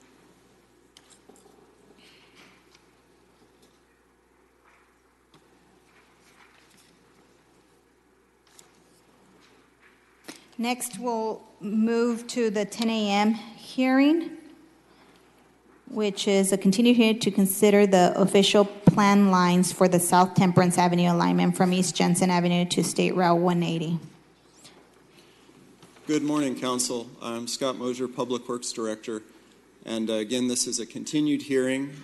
During the last meeting back in March, you heard statements from staff overviewing the purpose of an official plan line and quite a bit of technical discussion. We also had a property owner along the west side of Temperance between California and Church come and express concerns about that. Also, we had 3 council district offices who wanted to meet with staff and have some follow-up discussion. So I'd like to just briefly summarize those for you and also present some potential options you may consider. First of all, one question that came up was why 6 lanes for Temperance, and could it be a 4-lane roadway? So first off, I wanted to advise council that is part of the general plan MEIR. The recommended action before you is what's called a finding of conformity, and the question would then be, what if council wanted that to be reduced to a 4-lane facility permanently? That would introduce some significant and unavoidable impacts because that would reduce the level of service on Temperance below what the city standard is. What would be involved in that would likely be a supplemental EIR. It could not be a simple mitigated neg deck. It would be a supplemental EIR. We would need to conduct a traffic study, most likely a noise study, an air quality study, and then bring that back. That would take about 9 months to complete with an estimated cost of about $150,000 to process that supplemental EIR to reduce to a 4-lane facility. Again, because there would not be ability to mitigate those impacts, but council would ultimately need to adopt a new statement of overriding consideration. But if directed, staff could pursue that. We also looked at, we researched all the other development in the area, both north and south of the property owner with concerns.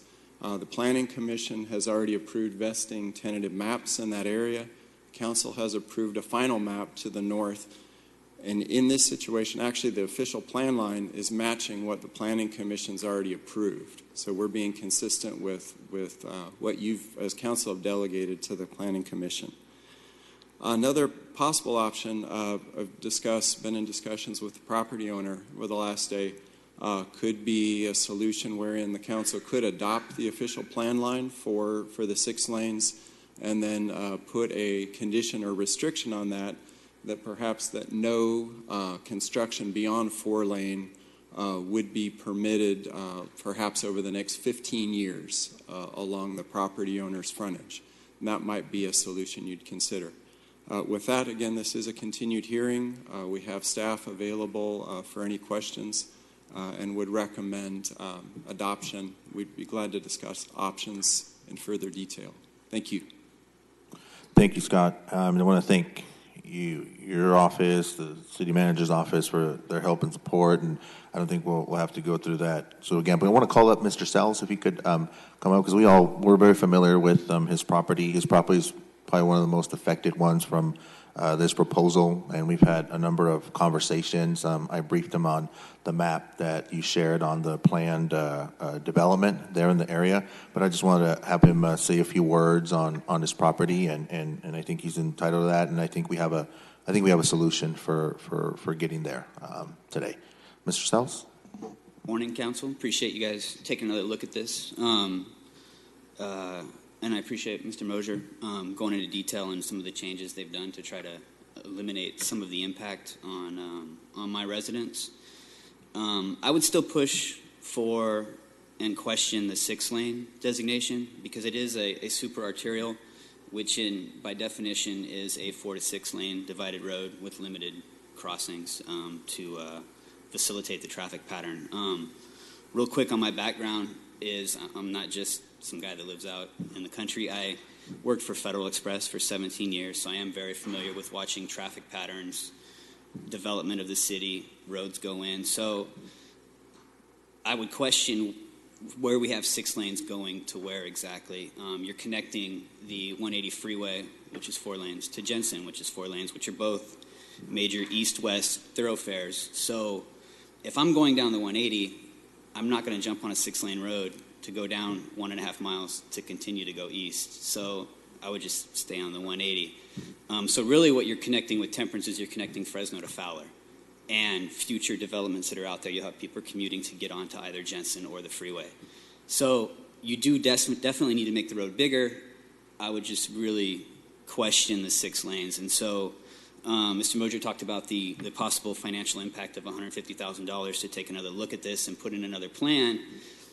How much money would you be saving if you put in a 4-lane road versus a 6-lane road on property that you would have to acquire? So the offset might be greater than $150,000. I don't know.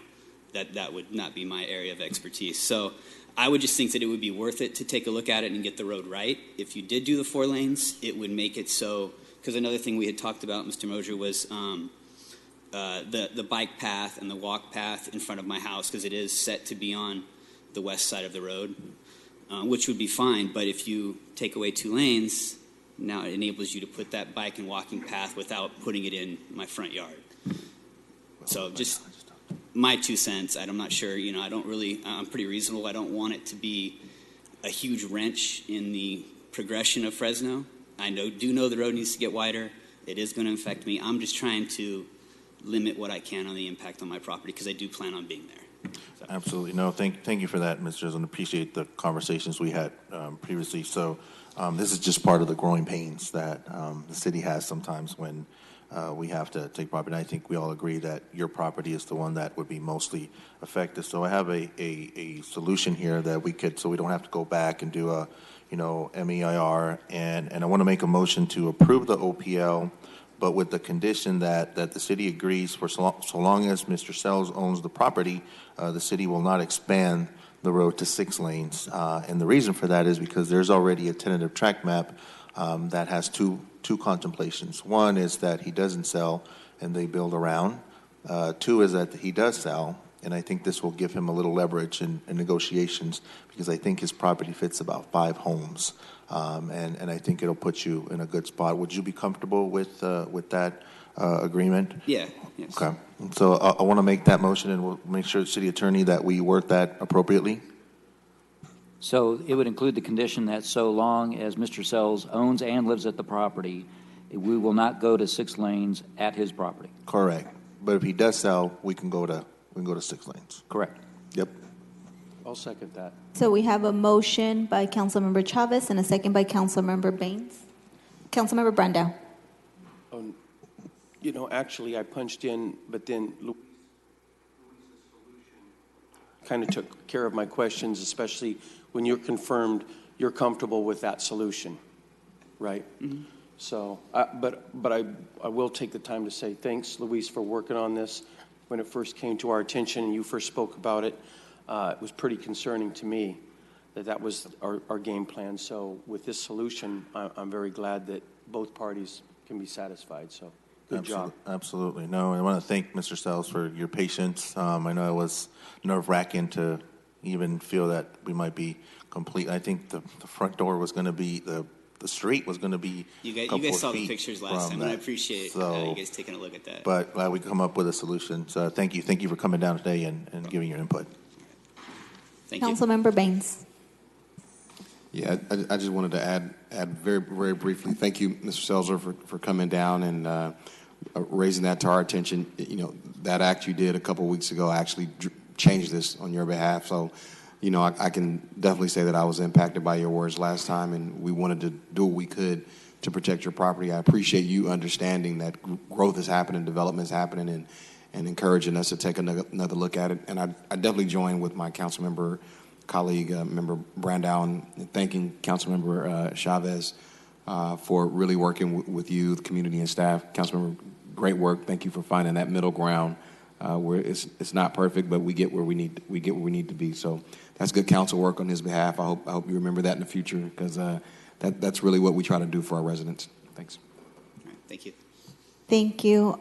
And I'll just, add, I also want to thank Councilmember Chavez for working with his constituent or the resident that's going to be impacted, and then also staff for coming and meeting and kind of going through the entire OPL plan, and then also talking about, this is not going to be something that we do one time, but these are things that we're going to continue to experience as we make decisions for future development. If we allow, growth in certain areas. I know I represent an area west of the 99 that may experience some of these also challenges as we're looking at putting a specific plan together. So just an example of being able to work with the residents so that we do find, that middle ground. Not perfect, but I think it helps both sides. So thank you, Councilmember Chavez. So there's a motion and a second. Any opposition? Seeing none, motion carries 6-0. Councilmember Capriolo, absent. Next, we'll go on to the next hearing, which is a 10:05, continued hearing to consider the pre-zone. Would that move? Oh, 10 o'clock, number 2. Sorry, I skipped over one. This is a hearing to vacate a portion of East Copper Avenue at North Millbrook Avenue. Public Works. Good morning, Council President, Council members, staff. My name is Jason Cammett, Chief Surveyor, Public Works Department. I'm here to ask Council to open a required public hearing for a vacation of a portion of East Copper Avenue at North Millbrook Avenue and vacate a portion of a public utility easement in Outlaw A and also affecting outlots or lots 1 through 4 in tract number 6099. The hearing was set by resolution of intent 1120D, which was approved by Council on March 8th of this year. It has been properly published and noticed in accordance with the Streets and Highways Code. This vacation is being requested by Granville Homes. The purpose is to accommodate development associated with tract map 6099 located north of Copper Avenue between Millbrook and Cedar.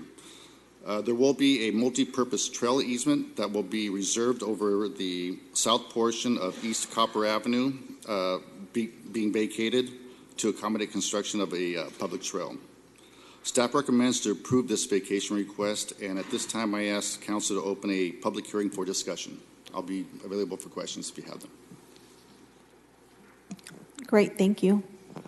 So we will go out to the public on this item. Is there anyone in the public who wishes to comment on this item? Seeing none, we'll bring it back. Councilmember Broderfeld makes a motion. Is there a second? Second by Councilmember Brandow. Any opposition? Seeing none, motion carries 5-0. Councilmember Chavez and Councilmember Capriolo absent. Next item is the item 1005. It's a continued hearing to consider pre-zone application number R17015 and an annexation application and related environmental assessment. What is this? Darm. Good morning, Council President, members of the Council. I'm Bruce Barnes with the Development Department. Staff has nothing further to add than what's already in our staff report, which is, of course, a recommendation for approval of the rezone and the annexation and the environmental document. I do have a brief PowerPoint if you're interested, but if not, we do recommend approval. Perfect. Thank you. We'll go out to the public. Is there anyone in the public who wishes to comment on this item? Seeing none, we'll bring it back to the dais. Is there a motion? So moved. Councilmember Chavez makes a motion, second by Councilmember Oliver Baines. Any opposition? Seeing none, motion carries 6-0 with Councilmember Capriolo absent. We'll go on to the 10:30 hearing. to approve the economic incentive agreement with the Gap Inc. to incentivize the relocation of its the e-commerce fulfillment operation from an out-of-state to Fresno to create at least 500 new jobs and to retain the current 351 distribution employees. Mayor's office.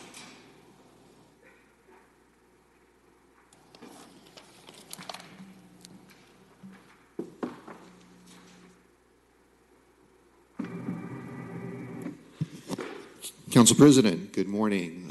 Council members, Larry Westerland, Director of Economic Development for the City of Fresno.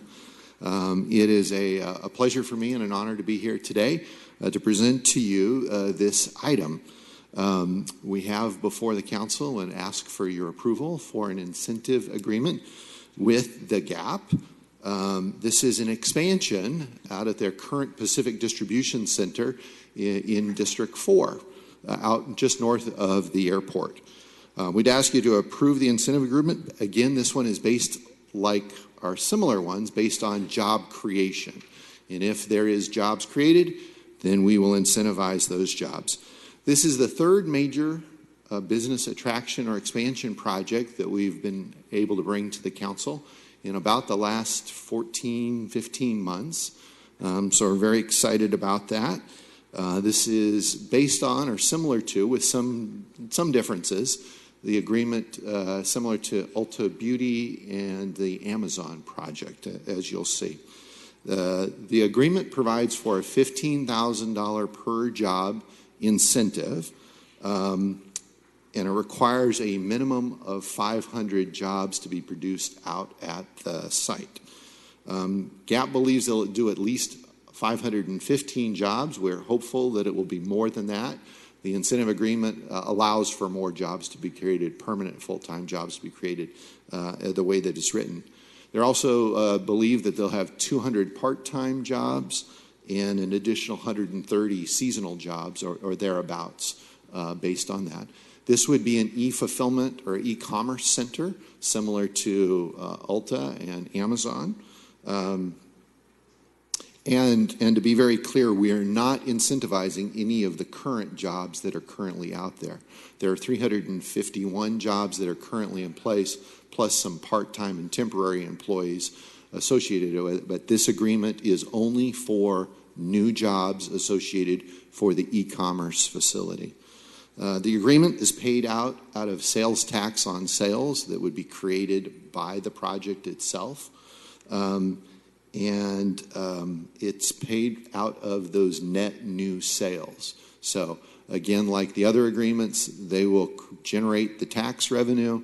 We will then use a portion of that to incentivize these jobs and give back to that. It's a 30-year agreement. It could be shorter if they meet or exceed their targets on sales tax on sales. We kind of anticipate it being shorter because I think we've been pretty conservative in our numbers, but that'll be played out over time. And then it allows to potentially up to about 650 jobs to be incentivized if they grow more than the 515 they anticipate on that. What's a little bit different about this and how we negotiated it, different from our other incentive agreements, is that there is a threshold amount of sales tax and property tax that the city will take first. We will skim off the cream kind of off the top of this before we pay the incentive to the corporation. So in the first 7 years, it'll be $1 million that the city will bring into the general fund coffers. Then we will pay the incentive, and then as the incentive is paid, then there'll be some left over that will then come back into the city coffers for the first 7 years. And then that will shrink down to $500,000, and we'll take the $500,000 thereafter for the remainder of the incentive agreement. That'll come into the city coffers first before we share a dime of that sales tax on sales going forward. Again, as I've said, this is on a net gain basis. The Gap creates that tax revenue, and then we share a portion of that which would come into the general fund. In addition, they will invest at least $80 million in equipment, material handling equipment out at the Gap site. They're not building a new building. They're going to go into a current building. So the Gap has 2 buildings out there. Both are over 1 million square feet. I'm not sure exactly the full configuration, but I think they're going to move all of the services that they currently have where they distribute to their stores in one building and then do the e-commerce in the second building. So with that idea in mind, this is also a job retention project as well for the 351 jobs that are currently out there, plus the part-time, because that allows this facility to continue to be used for the next 30 years, not only for store distribution, but then, of course, the new function, the e-commerce function. Just make sure I get my points here. The net benefit to the city, and this, as you will see in your packets, we had a impact data source, as we do with all the major projects, come and take a look at the net benefit and the net impacts to the city and to the county and to other special districts. But over the 30 years, this project will and should generate, if the targets are met, as we anticipate them, $58 million in additional revenue into the city over that 30 years. And then the county ends up even being a bigger winner on this one. They'll take in and should take in $82 million based on just this project alone over the next 30 years. So a couple of folks, as I kind of wrap up, and then I'm happy to take any questions you might have, wanted to thank John Hastrup with the city attorney's office. He worked on me with this project as we negotiated it with the Gap folks. Wanted to thank them. Kelly Trevino from my office, who again helped me through this process. I also want to thank, of course, Mayor Brand, Tim Orman, and the city manager for allowing me to work on this kind of stuff and help bring these kinds of projects to you. I also wanted to mention, we have from the Gap today, Scott Wade. And Scott Wade, if you'll wave, sorry. He is the incentive executive with the Gap. He's here to answer any questions if you had any questions. He doesn't necessarily want to get up and speak. They're a publicly traded corporation, and so they're kind of careful about what they get up and speak, but certainly if you have any questions, they'd be to that. And then Bruce Kessler with Deloitte, who has assisted them and consulted on this project. And then I want to thank you as a council as well. As I mentioned, this is our third major project in about 15 months. And we are, with these 3 projects, hopefully this one going forward as well, pretty close to, at least as I've done my calculations, close to, once they're all up and running, shaving off probably just over a percentage point on our net unemployment rate. And that's how cities that struggle, as we've struggled in many ways, lift ourselves out of poverty. So with that, I'm available to answer any questions you may have. Thank you very much, Council. Thank you. Councilmember Baines. Sorry. Yes. Before we do council comments and questions, we'll go out to the public. Is there anyone in the public who wishes to comment on this item?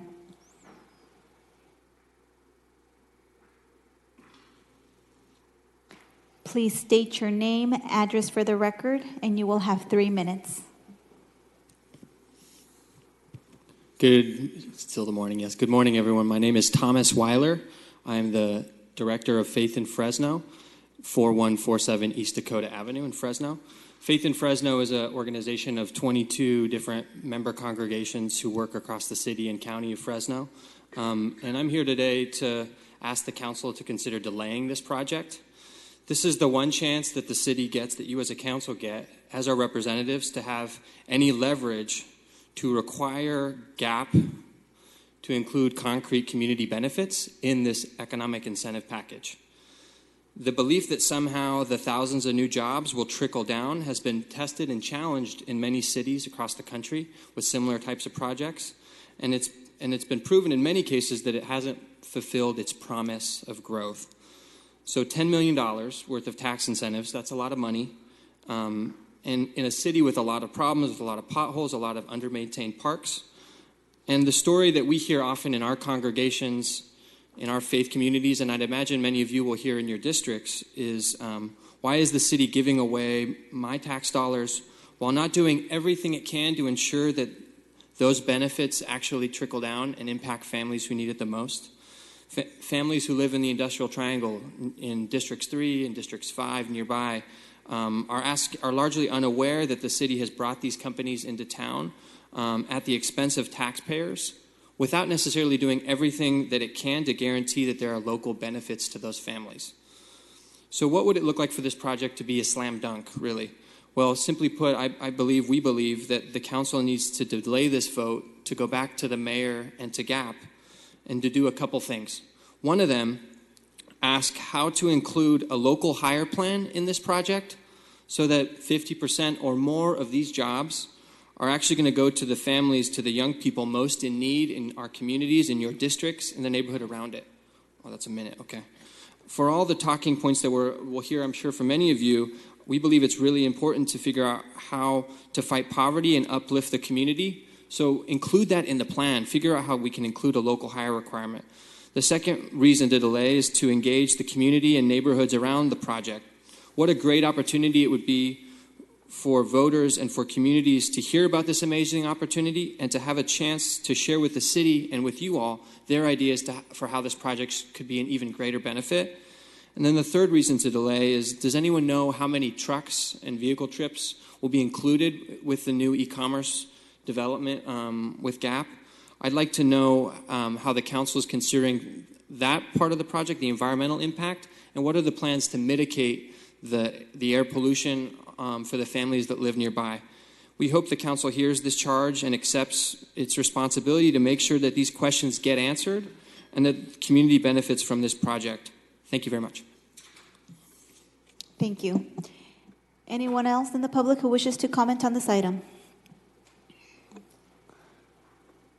If you can state your name, address for the record, you will have 3 minutes. Good morning. Paul Pierce, 636 East Floridora, associated with Tower Citizens. First of all, I was stuck in Washington, D.C. in a snowstorm when you supported the Tower District plan and attended to the needs of the neighbors with regard to truck traffic in their neighborhoods. And I want to thank you for that. I would have been here rabble-rousing if I could have, so I didn't get a chance, but I appreciate that you did the right thing, and it was great.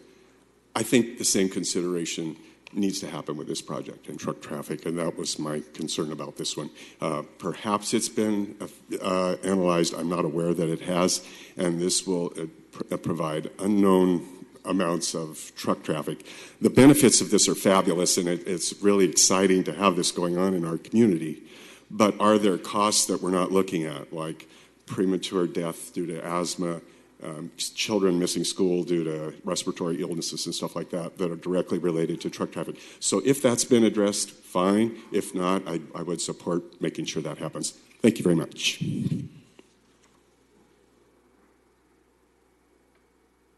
If you can state your name and address for the record, you'll have 3 minutes.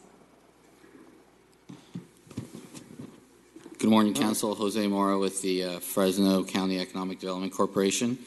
And just wanted to come here and speak in support of this project. We worked on some of the aspects of this project with your office, with the mayor's office and Larry Westerland. And, that partnership, I think, allows us to market one of, I think, Fresno County's best incentive programs that's both targeted for the business and chronically unemployed job seekers. And as you might be aware, that's the New Employment Opportunities Program, where we partner up with the county to help present opportunities to those who are chronically unemployed and typically on 100% aid. And I can speak with a couple of examples here as it relates to Ulta and how they've utilized this program to make their first jobs available to this segment of the population. Early last month, they held an exclusive job fair specifically for these neo-qualified job seekers, and had about 50 interviews, and were so impressed that they have coordinated with our office to hold a subsequent job fair for this segment of the population here. Again, the most neediest of those in the community to get an opportunity at those jobs. We've been able to speak with Amazon about this as well, and have shared this information with the GAP. And as we do with these projects and any project, we will make sure that this is available to them every single time. And because certainly we want to make sure that that not only the employers are benefiting here, but we want to make sure our citizens are benefiting here well. And we feel that this is a great avenue to do so. And I think additionally here, this is just a great opportunity for the city to be able to actually not just attract a new project, but actually attract one from a out-of-state location here where they were operating in Arizona. So I certainly think that that would look well for the city here as well. Thank you.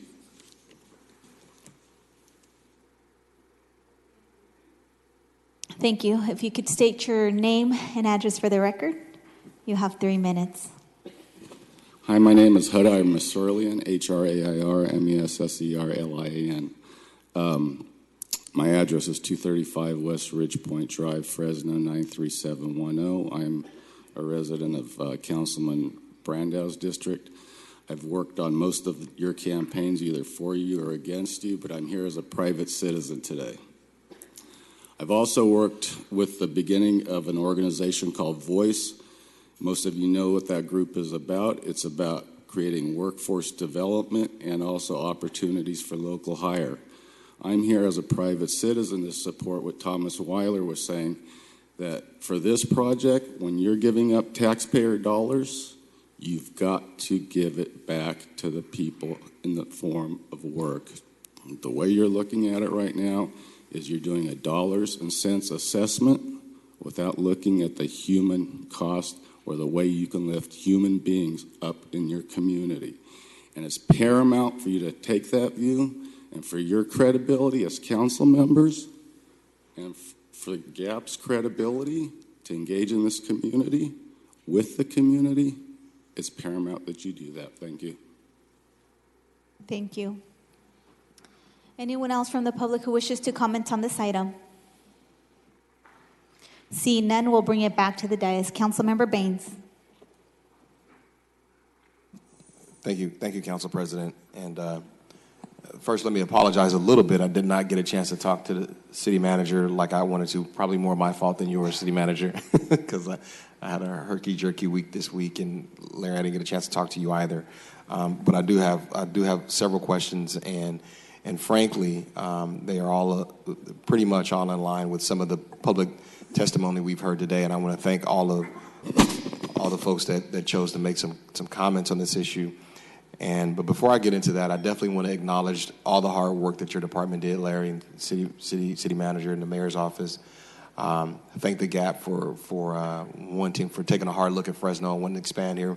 We think this is a fantastic city to expand. We think there's a lot going on here, so we certainly want to welcome your business here.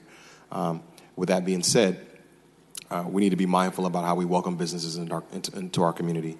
So I wholeheartedly agree that we need to make sure and ensure that this incentive package for the 500 new jobs is merit-based. And Larry, I'm probably going to have to ask you to walk me through several questions on the merit of what these 500 jobs are going to be.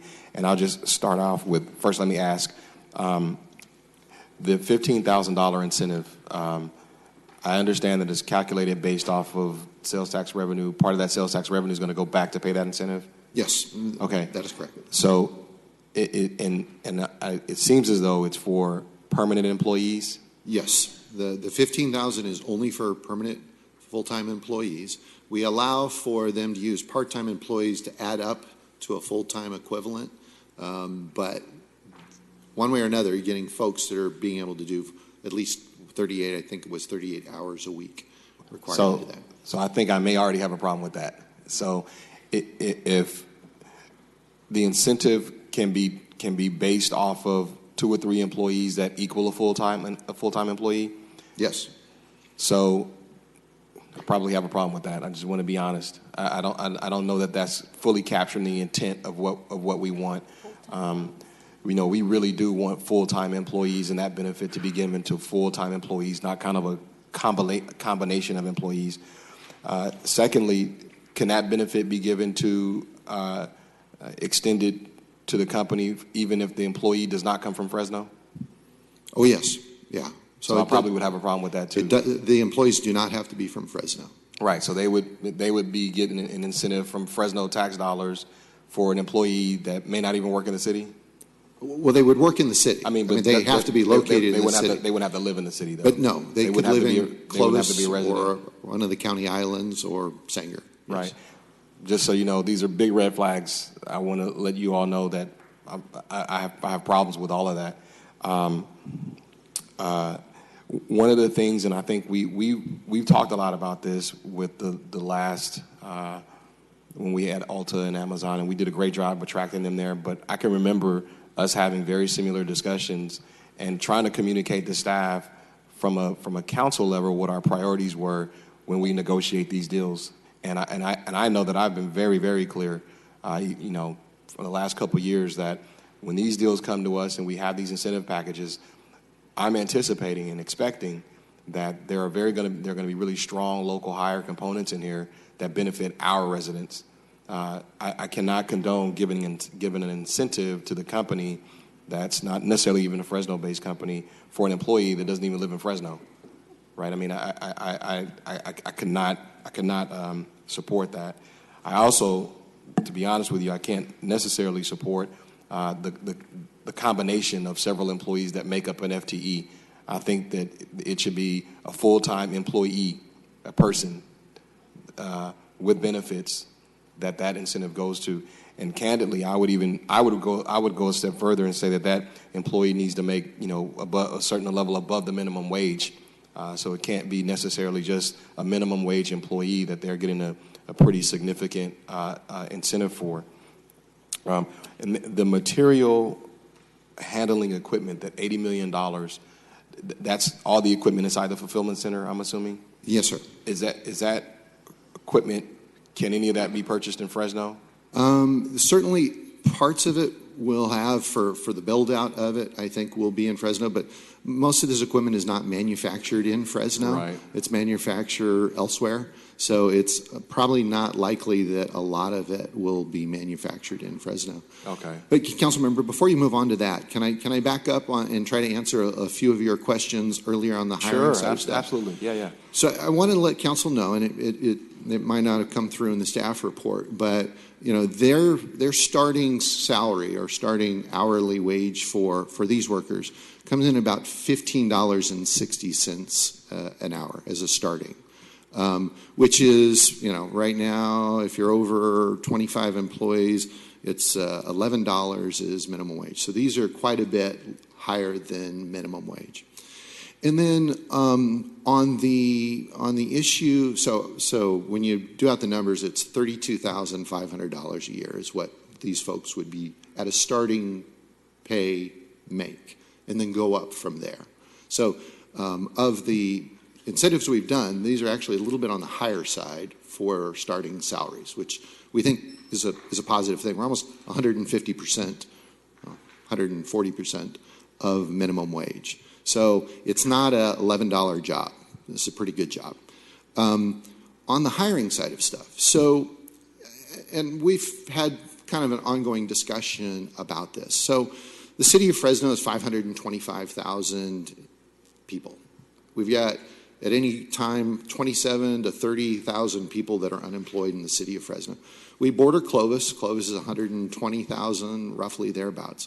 So when we have looked at corporations that have significant numbers of employees, and I'm not talking about the Gap, but when I've talked with some of our food production companies, JD Food, we had a question about JD Food.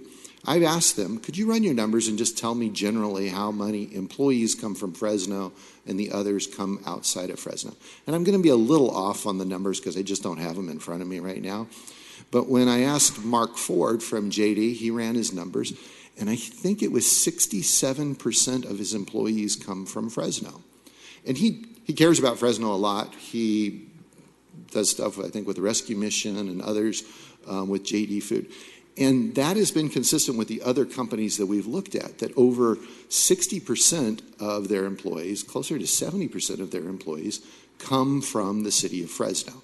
So the question in my mind is how high is high enough? Does it have to be 90% people come from Fresno, 100%? That's unrealistic, at least in my estimation, to want that. But 60 or 70% is a pretty good number that comes out. And it really is a function of our size. So, Larry, so let me tell you my perspective on that. And I do know that that is probably fairly accurate, except it's almost accidental, right? So that happens, but there's no intentionality for that to happen. And what from my perspective, we should be intentional about ensuring that our residents get the benefits of those jobs. And we should say that, and it should be included in the way that we write policy. So while I do believe that the Gap Company and whomever, when they locate here, are probably going to hire a lot of Fresno residents, there's no intentionality on our part to ensure that that happens. Right. So what I would like, and what I think that I could see you would support something like this, and I would hope the Gap would be supportive, is making some guarantees.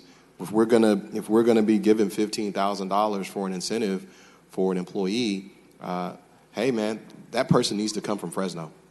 That job needs to be to a Fresno resident. That tax break, because those are our tax dollars in this city, so that tax break needs to go for a Fresno resident that's paying taxes, right? So that would be one thing I would say. And yeah, whether you do 60%, 50%, 65%, the number can be negotiated, but there should be some guarantees, and we should make it a priority to watch out for our residents intentionally, as a matter of policy. So that's kind of where, I do think you're right. I think that those companies do hire a lot of people from Fresno. I just want it as a matter of policy and as an insurance that our residents know that, hey, we are thinking about them when we go out and we attract great companies, multi-international companies like the Gap. So, if I may, can I add something to that? Yeah, sure. So these jobs and these projects are very competitive. They're highly competitive. So for the other projects, we've been competing against Salt Lake City, we've been Reno, Nevada, Las Vegas. Reno, Nevada, Las Vegas, Salt Lake City don't have a requirement, to my knowledge, that says you will have to hire. And when you do that, it becomes a barrier for us to be competitive, to land these types of jobs. So my thinking is, why would I create a barrier if a potential impediment, if we say, well, listen, we'd love to have you in Fresno, we'll incentivize you, but you need to do X, Y, and Z to get that incentive, when we already know from the general numbers that we have that they're going to do 60 or 70%. And that's my point. If they're going to do it anyway, why is it an impediment? Well, but they don't know that at that point. It's putting a barrier into the mix. And Larry, with all due respect, it can't be both. We can't on one hand say, well, we know that they're going to do it, and then when we ask them that they're going to do it, they say, well, we don't know if we're going to do it. So if we believe that's going to happen, and it's reasonable to assume that's going to happen, then I'm not exactly sure how that's an impediment by what we already believe is going to happen. Right? If it's the intentionality of the company to come in here and be good community partners, and by all intention, I believe that to be the case. And we're being very generous with, over 30 years of incentive package. This is a relationship, right? And if what you're saying is true, if all of the 60-some% of people are going to already be hired, then why don't we memorialize it as part of the agreement? So I'm not exactly sure that I would say that it's an impediment. Either it's an impediment or it's not.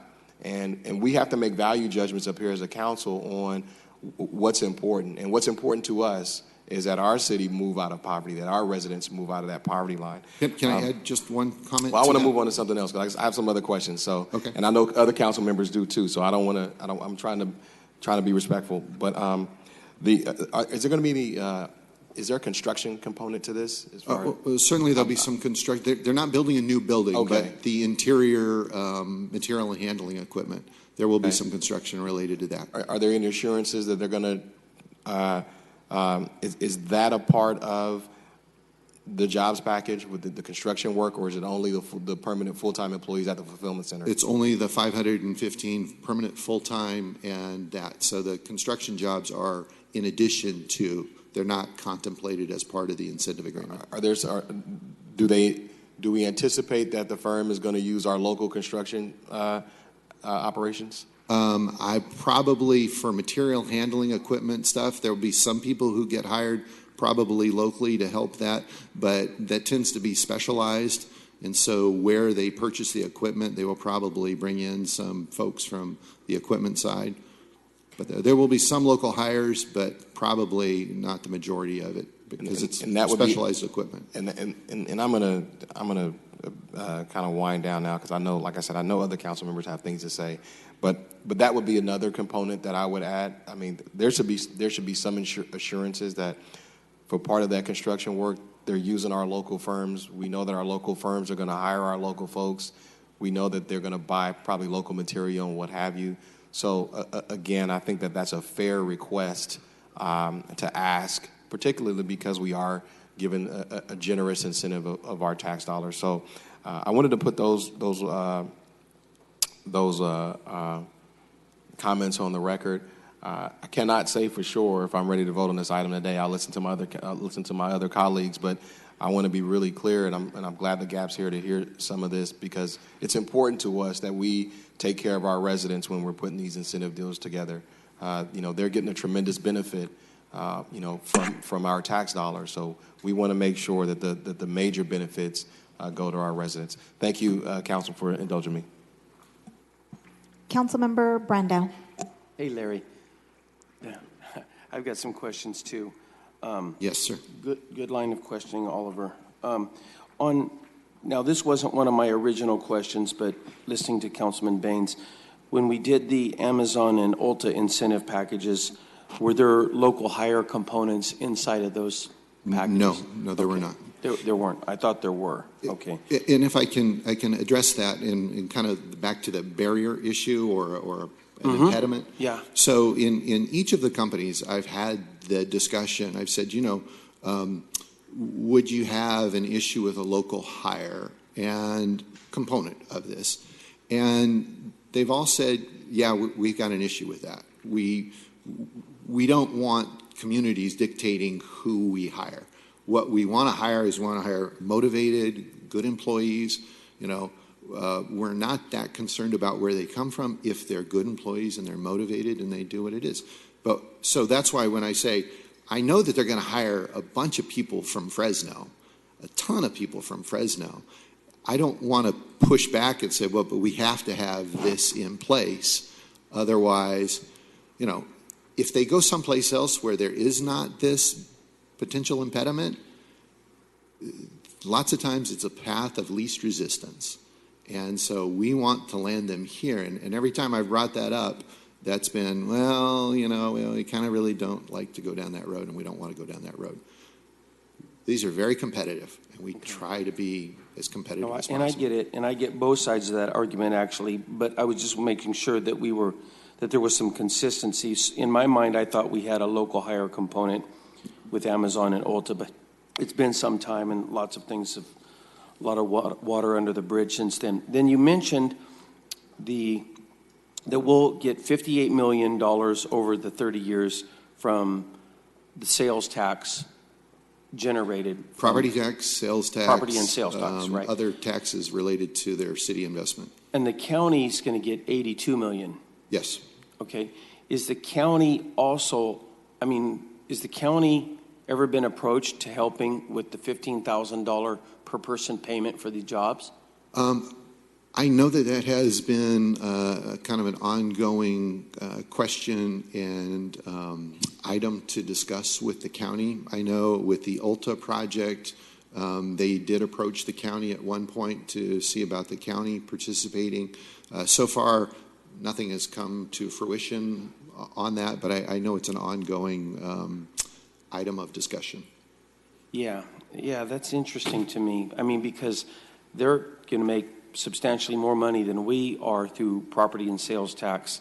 It seemed like they would help us on these incentive packages. So maybe that's something to look at in the future. So there's $15,000 per job that we are contributing for these hires, right? And that's up to 650 jobs. It could go as high as that. If they do more full-time hiring than the 515 currently contemplated, which we think is a conservative number, at least I've been told is a conservative number, then we could potentially incentivize them for those additional jobs, yes. Got it. And the 15,000 is essentially the waiving of sales tax. Well, it's not a waiver of sales tax. So the way it works is, and really, the sales tax comes into the general fund. We use the sales tax as to a measure of how much assistance or how much new revenues have come into the city's general coffers. Got it. And then looking at that measure, we're taking a portion of that and taking it back to the company for those jobs. So is it safe to say that we will know how much is being generated in sales tax by the gap? Yes, we will. And then that amount is what we use to consider how much we send back? Yes, and then every year they send a report. They tell us how many full-time jobs, and they have to have a minimum of 500 full-time jobs. They got to hit that as a trigger to get any incentive on that.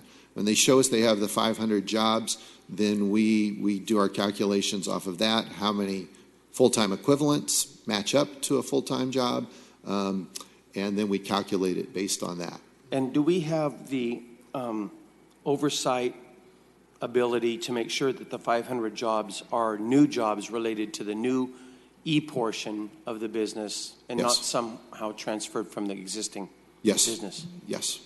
Okay. All right. I'm good for now. I'm gonna keep listening. Thank you. Councilmember Bredefeld. Yes, thank you. First of all, Larry, excellent presentation. I think you outlined things quite well, and I appreciate the comments from my colleagues about raising concerns about ensuring that all of the employees, I mean, I understand we would love to have 100% of all the employees be from Fresno. I understand also, making demands on companies and the issues that potentially can raise. Certainly we want construction companies, if they have to be involved, to be working on this as well. I want to make sure that you said the first 7 years the city gets $1 million off the top. Yes. Correct? Yeah, and when do the incentives start? So the incentives will start as they start hiring and they start adding up employees. And they really trigger at the 500 mark that they start getting paid the incentive. When they hit the 500? Yes. So if they're at 400, there isn't the incentive? Right. Okay. And we will ensure the 500 jobs, full-time jobs, are being done. Okay. And there was a fair question about part-time employees, 1 or 2 or 3 equaling a full-time employee. City Attorney, I know you've looked at this contract. Is that an issue, or is it a full-time 500 or more plus part-timers? I mean, what do you see? Because as I look at it, it says the GAP has indicated they'll add at least 515 full-time employees over the next 3 years, as well as several hundred part-time and seasonable, which sounds like they're separate. Here, the term FTE, or full-time equivalent, is a little bit confusing here. That normally means part-time jobs that can add up to 1 full-time. Here, what it means is that we are incentivizing full-time jobs, which is at least 35 hours per week on average. Over the course of a year, say somebody works full-time for 3 months, somebody else for 9 months, those two add up to 1 FTE. So we are incentivizing only full-time jobs. Okay, so it would not be 2 part-time or 3 part-time jobs that equal 1 full-time? That's correct. Okay, so I hope that addresses the concern that you had. No, thank you, Councilmember, because... and I think I said it wrong. You did say that. I think I said it wrong. Okay. Thank you. I screwed that up. No problem. And they're going to invest $80 million in equipment, you said? At least, yes. Okay. And that should be a $58 million additional revenue stream for us over 30 years. Yes, sir. So that's $58 million we wouldn't have if they weren't here. I had the opportunity to vote to bring the Gap here in 1999, and we gave them the land out at the airport. I supported that because we were competing to get the Gap here. The Gap had many opportunities to go elsewhere, and so it's almost 20 years later. They're still here. The people are still having jobs and making money, and we're generating taxes and sales tax, and they bought homes and property taxes. And I'm glad to support this new e-commerce center. I think this is going to do the same thing. I'm curious about the impact data service. Yes. I was looking at that. Tell me a bit about that, because they're the ones who come up with the numbers of what this will generate. Yes. So for all of the major projects, I want to give the council, and part of our due diligence is looking at the overall impact of the project from a fiscal perspective. So we contract with them. We send them what the parameters are of the deal. We send them a copy of the contract. We send them what we think our projections are, because the city controller and I go through. We do it, and then we ask them to check it. We ask them to check it and make sure that we're not missing something, that we're getting it correct. And then we ask them to project out what that would look like over 30 years, or whatever the agreement amount is. We're trying to keep them consistent at 30 years, because 110, 115, 130. So anyway, they do that. They send that back. We take a look at it. We try to make sure that we didn't miss any typos or anything like that. And then we provide that for benefit of everybody to review. And you said the salaries, what was about $15? What is that annually? 32,500. Okay, and it would take off what percent of the unemployment if we had this? Well, when I done a back of the napkin kind of calculation when we had Amazon and Ulta here, we were at 0.8% that was going to come off of, assuming everything to be the same. You know, our unemployment rates go up and down based on the season. Okay. So with this, with an additional minimum 515 jobs, we're pretty close to exceeding, again, the back of the napkin kind of analysis of 1% of our permanent unemployment rate. And we chronically have 8% unemployment in the area. Well, we've been chronically over 10% for the last number of years. I'm beside myself that we're at 8.8 or 8.2%, and would love to get it down to under 7. Right. And at some point get to the state level of about 4.4%. 4%, nationally less than that. 4.2, I think. Yeah. So we're in a position where we need every job we can get. We have 8% unemployment. And I appreciate the people who, I guess, are not so supportive of this. They talk about wanting to lift people up. The best way to lift somebody up, give them a job. There's pride with a job. There's an ability to be self-reliant. They have the potential to own a home, invest in the community, pay property taxes and sale taxes. There's no better way to lift somebody up than to give them a job. And so I welcome you, Gap. I welcomed you 19 years ago. I welcome you again. And I have no problem providing incentives. I congratulate the mayor and you and his staff for this kind of work. I hope there are more Gaps to come. I hope there are small businesses to come that don't have the big names of the Gap, that we can help them expand and create more jobs and lift more people up. That's exactly what we need to do. And I'd just like to ask the mayor to come up for just a second, if he would. Mayor, congratulations on this and all the great work. And you have any thoughts on anything that you've been hearing? Quite a few. Thank you, Councilman Butterfield. Great questions here. Let me say that, just answering some of the questions like the county participation. Okay. We're in an ongoing negotiation with the county on revenue sharing, and we think we can do better, but the existing revenue sharing has us getting a lot more money on properties in the city than we go like in the growth areas like Amazon and Ulta, but we're going to try to get them in because there's a benefit to the county. There's a benefit to our school system. There's a benefit to special districts like the flood control district. So there's a huge, I think it's $146 million total impact over 30 years. As we come into this thing, and Larry did a good job trying to explain, we're in a competitive situation. If we were Silicon Valley, I guarantee we wouldn't be paying $15,000 a job. But we're not Silicon Valley. It's Fresno, California. As Larry said, we compete with other cities in the valley. We compete with Arizona, Nevada, Utah. And so we try to find the fine line that what can we do? And there was an extensive negotiation. This wasn't like We want 10,000 or 15,000. Tim Orman and our city attorney's office went back and forth with Larry on the gap. So this is not like, here it is, take it or leave it. There's a lot of negotiations that go on. And so the stronger our position gets, because we're at a point in time, we're in an unprecedented job creating experience for the city of Fresno. And Larry mentioned we were 11% a year ago. Back in 2012, we were 18% unemployment. So for us to get to 8%, even though it's higher than the national average, I want to get us lower. I want to get us down to the 5% level, maybe in a few years, where we can say, the lower we go, the stronger our negotiating position comes. If you take Ulta and Amazon, where are the jobs going? Those are regional jobs. People from Visalia, probably people from Fowler, Sanger, and city of Fresno, city of Clovis, they're going to gain. What I'm concerned about in the city of Fresno is a 30% poverty rate, 1 in 3 people in poverty. So I want to find ways as we get these new employers, the Amazon and Ultas. And by the way, the great thing about most of these jobs is about 80 to 90% of our population qualifies because it's basically high school GED, some computer training, and we're actively working with the Fresno County and the Welfare to Work program with both Ulta and Amazon to get people trained, the people on public assistance, get them full-time jobs so they have an opportunity to lift themselves out of poverty, become productive members, get the American dream. That's what our goal is, and we've been very successful so far with both Amazon and Ulta. We do outreach. We've met with a group of activists about three months ago. We'll do job fairs, any location, any zip code to make that effort go forward.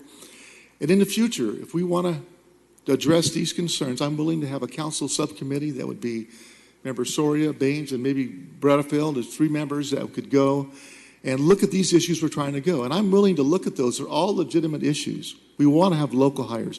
You mentioned construction. There's a business model out there. When they're building a $200 million facility, we'd like to see local contractors. And I've talked to some of the labor groups about that. As long as we can do this in a competitive way and we work on it, the more construction workers we have, the more local hires we have, the better this community is. We always have to weigh that and balance that against the market conditions we're competing with. If we push the envelope too far, they may go to Salt Lake City. They may go to Stockton. We want to keep them here ultimately, but we have to do a balance. And I think as we go forward, Councilman Baines, you talked about, a percentage. We can work on that and have a goal of, say, 80%. They typically bring in the higher management from their corporate headquarters, but in the case of the Gap, this is a company that's been here almost 20 years. So I think we're heading in the right direction. These are legitimate concerns. I would appreciate the council sending a message that Fresno is business friendly. Fresno wants to transform and not be the generational poverty city. Fresno wants to be a new city that's writing a different chapter and changing the narrative. Thank you. Thank you, Mayor, and I completely agree with those comments. And I'd like to make a motion to approve the item.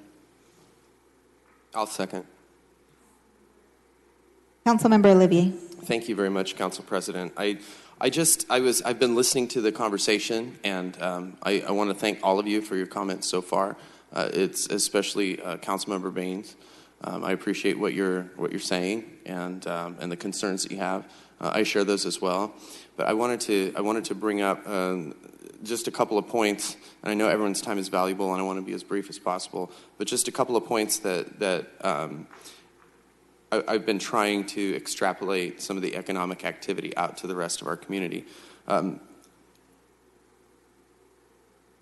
As has been the case before with the city, I think that putting too many requirements on a project to come into our community, and I've seen this a couple of times, and too many dictates and caveats and requirements will kill a deal.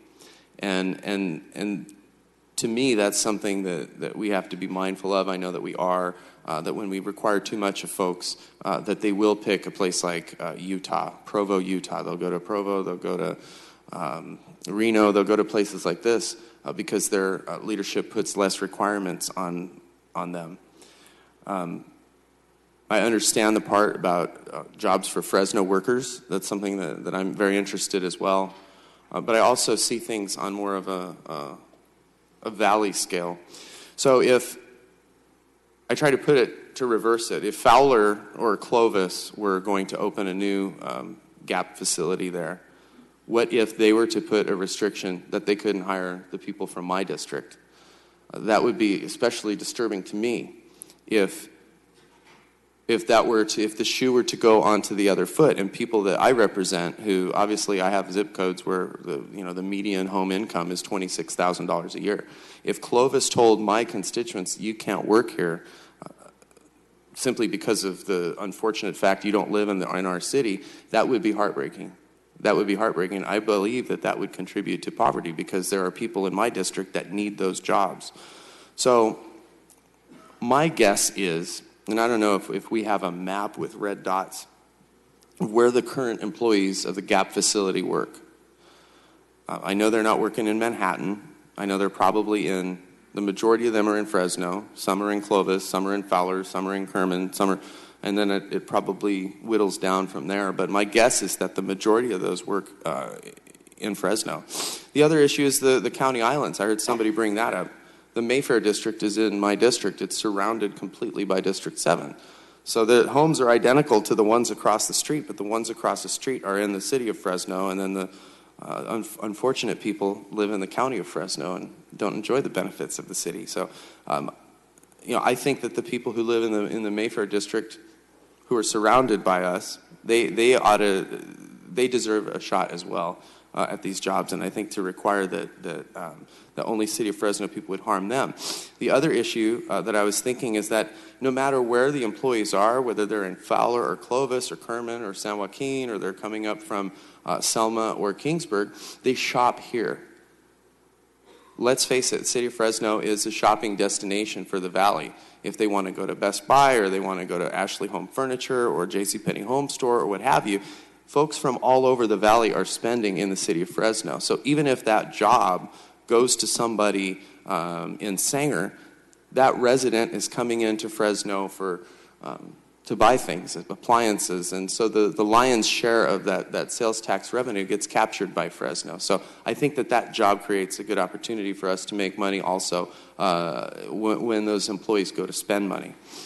I also believe that even if the construction crew flew in from Philadelphia, all of them, they would have to buy local products to fit out that building or to construct that building. They can fly in their staff from Philadelphia, but they can't. They're going to have to buy their building products here. So I still think there's an economic benefit to letting this go forward.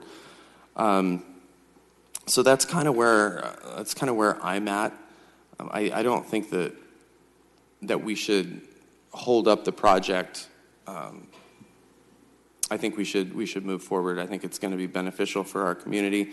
And the truck traffic. The truck traffic is, I think that the city has done the right thing. I think that it's in the correct area, and I appreciate the work that the city has done. Truck traffic to me is something that's relatively new that we hear on the last few days or weeks before a vote. I believe in mitigating pollution. I believe in people having an opportunity to live in a community that's free of pollution, has clean air. However, the truck traffic is kind of like the cause du jour that comes up towards the very end in order to try and put the brakes on what should be something that we need to move forward with that's good for our community. So I'm happy to second the motion and urge my council colleagues for a yes vote on this. Thank you. Councilmember Chavez. Thank you, President Soria. I'm going to use a metaphor that I think it's a little poetic for our GAP folks. One of the things I always appreciated about your store is that when the sign said 30% off, you went in there and it was 30% off. And I always appreciated that. And I think that's the conversation where we're at. I mean, I think it's great points. My colleagues, Councilmember Baines, Soria, I 100% agree. We do need to revise our policy. The concern I have today is that we don't send mixed messages. The folks at the GAP came in here with an understanding of a plan that was presented forward.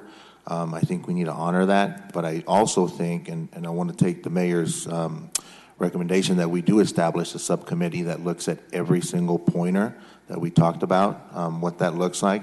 But I also want to put on the record a couple of conversations and just some food for thought. How local do we want to get? Do we want to say City of Fresno? Do we want to say Fresno County? Because we do have, and I have them in my district, employees that go out of the city to work in other locations and bring that income back and contribute to our local economy. So I think those are all great points that we have made today. I am going to support this item today, but I do want to revise this going forward. I think there was a lot of merit in the conversation that we had today, and I'm looking forward to that subcommittee, Mayor, that we talked about. Even if I'm not a part of it, I'd like to have some input on it, because I think at the end of the day, we all want to get to that place where we have folks going back to work. The best way to combat concentrated poverty is with concentrated investment, and I think that the best way to do that is with jobs. Nothing solves a lot of the social ills that we have in our community better than somebody that has a full-time job with benefits that they can provide for their family and be self-reliant and self-sustained. So with that, yield. Thanks. Councilmember Brenda. Yeah, so Lee, I didn't know that you had come into the room. So you have just a second, Lee. I'd like to ask you a follow-up question, because I'm very supportive of this. To me, it's kind of a slam dunk. I do recognize the concerns. I think they're super valid, and I truly believe the way things work. I think the Gap is going to hire predominant Fresnans and local folks for those jobs. So I don't have serious heartburn that our people are going to be skipped over, something like that. But there's a couple things inside of this process that do give me a little bit of pause, and one of them was the part about the county.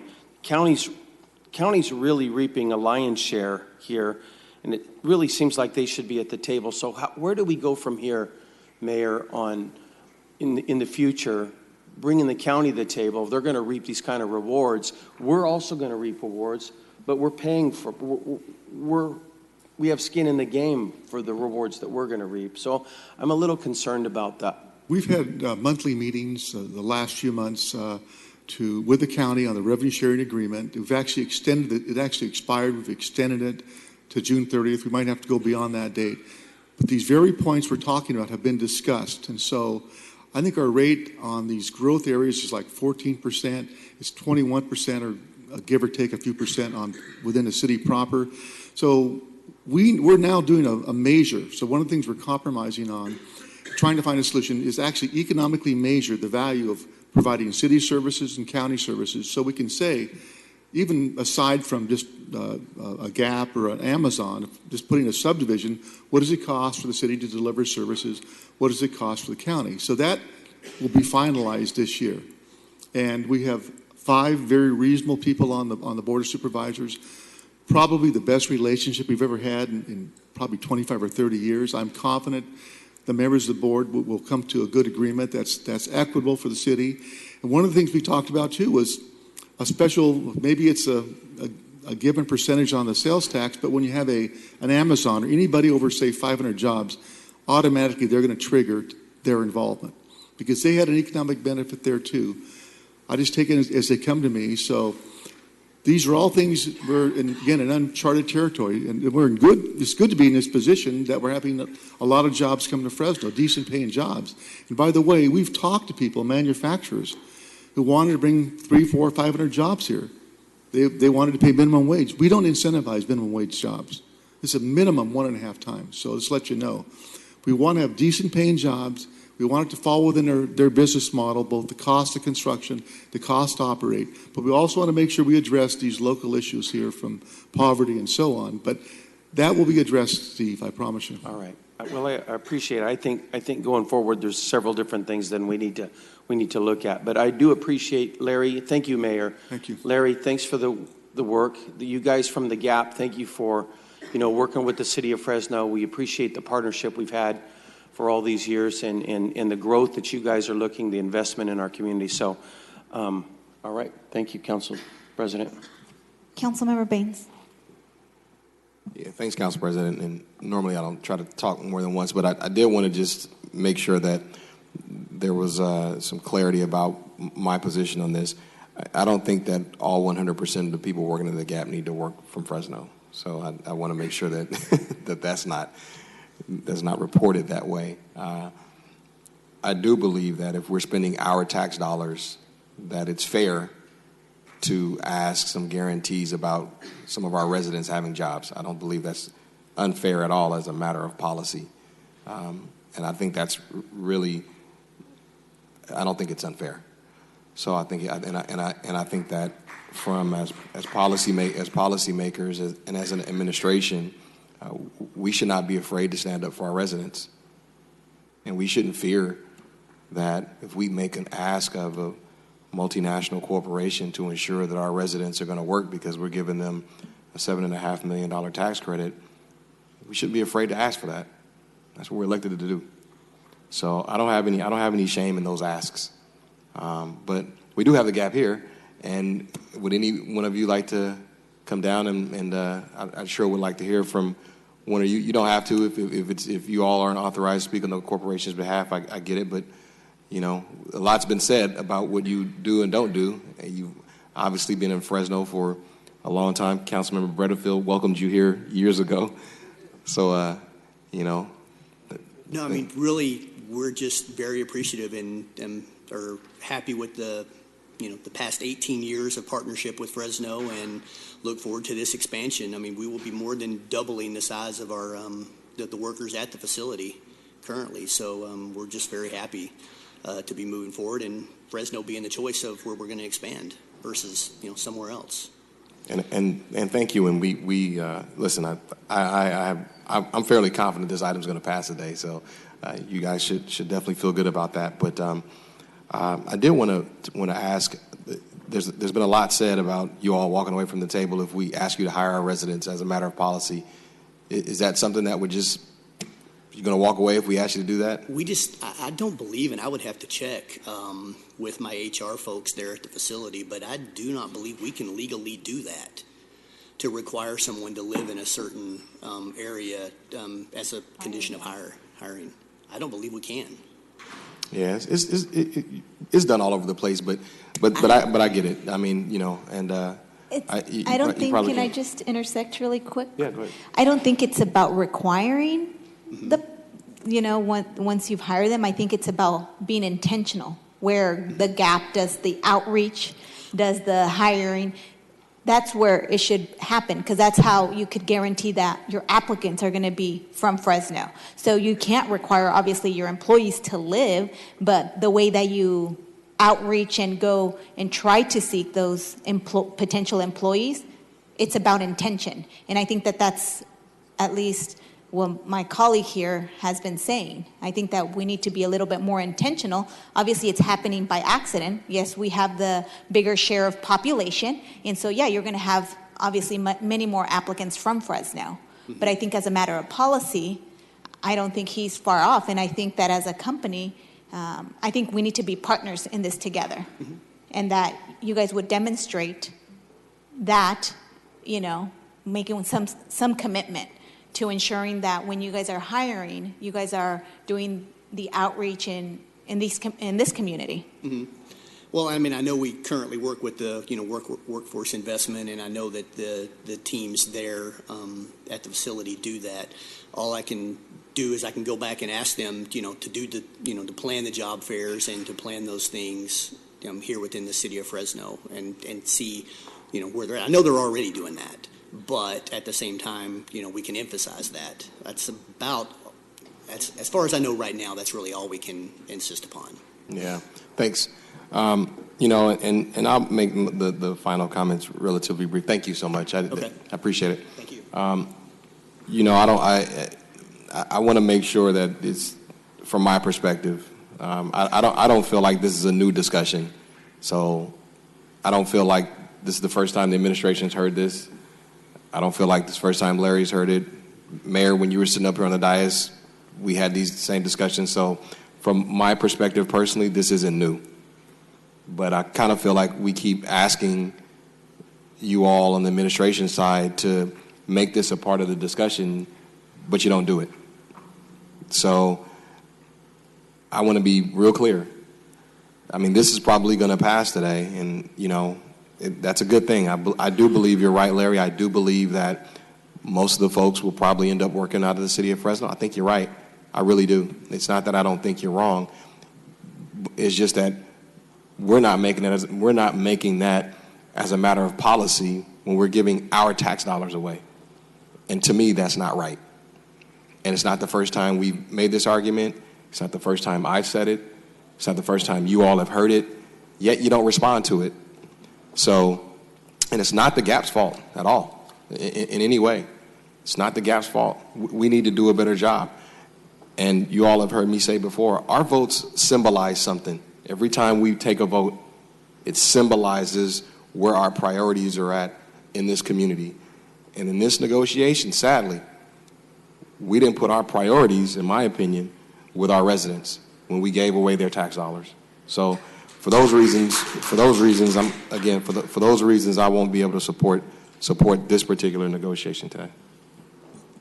Thank you, Councilmember Baines. So I guess I'm the last to speak. A lot of it has already been said by my colleague, Councilmember Baines. I am, of that feeling. I actually brought this issue up.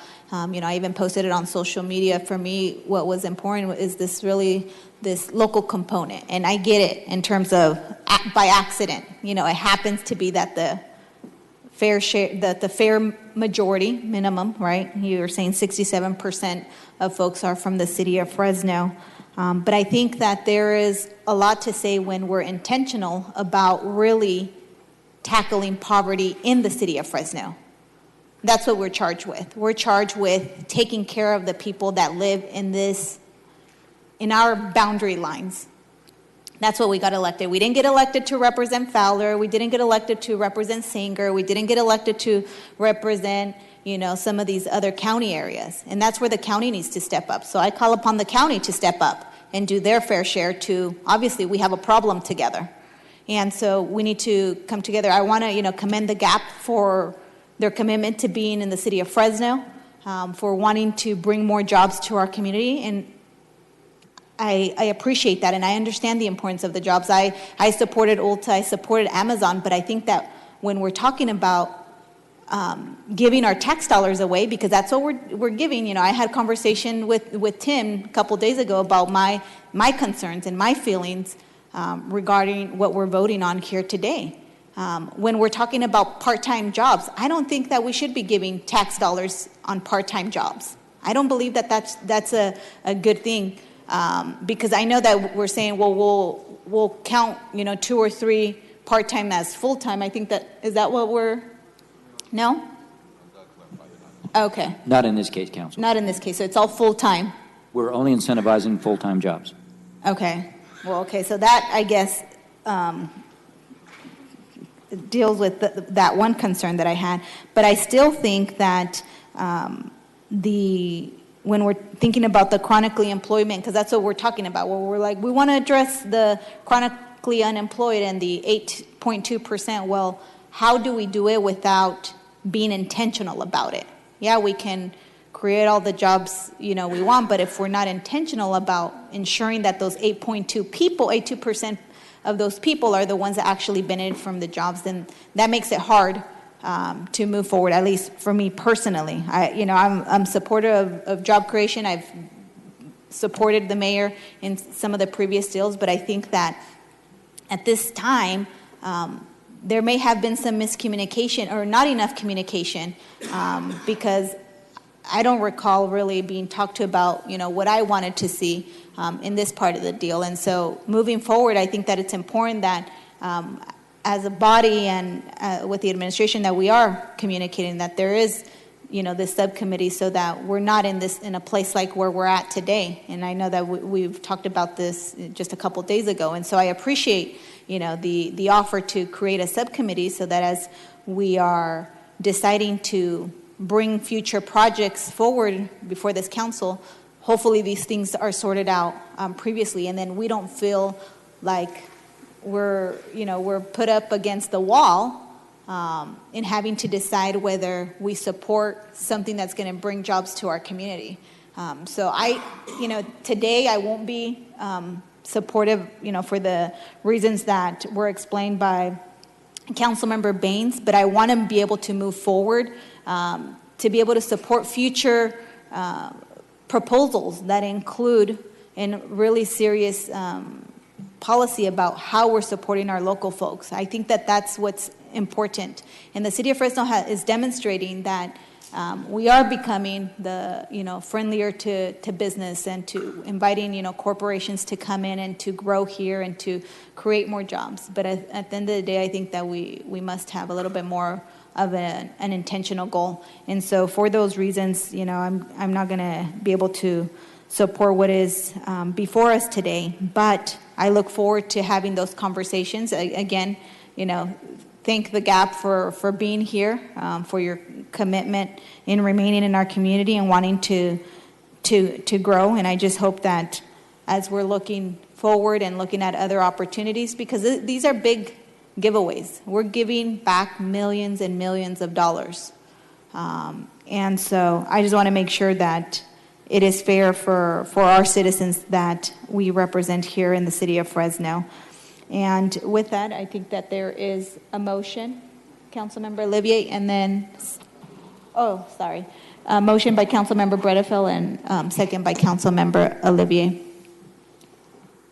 Any opposition? So there's two in opposition, Oliver, Councilmember Baines and Councilmember Soria, and then I guess it passes with 4-2 with Councilmember Capriolio absent.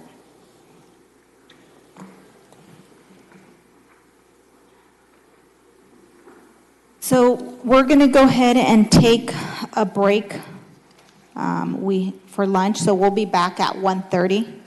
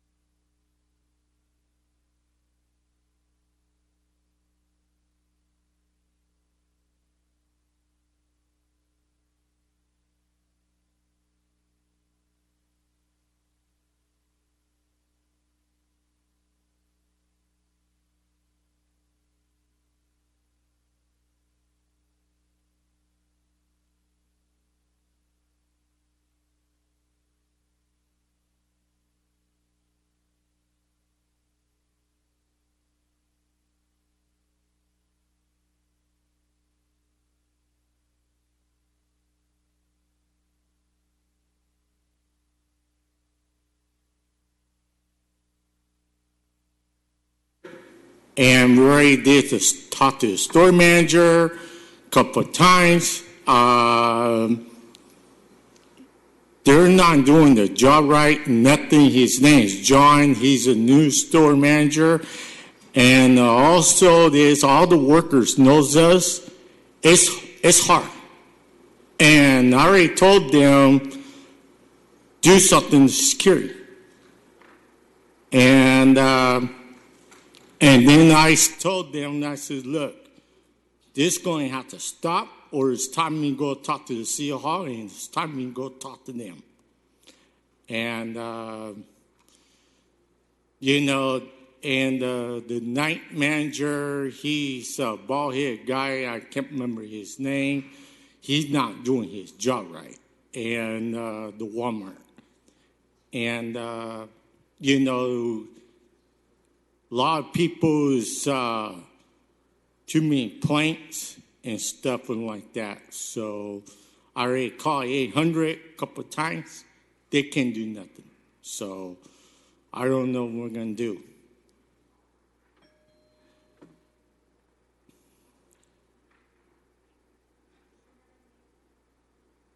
Any other comments you want to share? You have 51 seconds. Otherwise, we appreciate your time.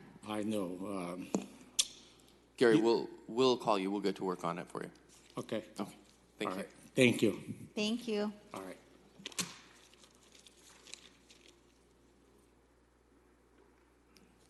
Is there anyone else in the public who wishes to comment on this time? This is unscheduled communication. Seeing none, we'll go to general administration. We're going to take some things out of order. We'll start off with item 3D, resolution to authorize the submittal of a grant application for Climate Investment Urban Greening Program and acceptance of grant funds in the amount of $2 million. Parks.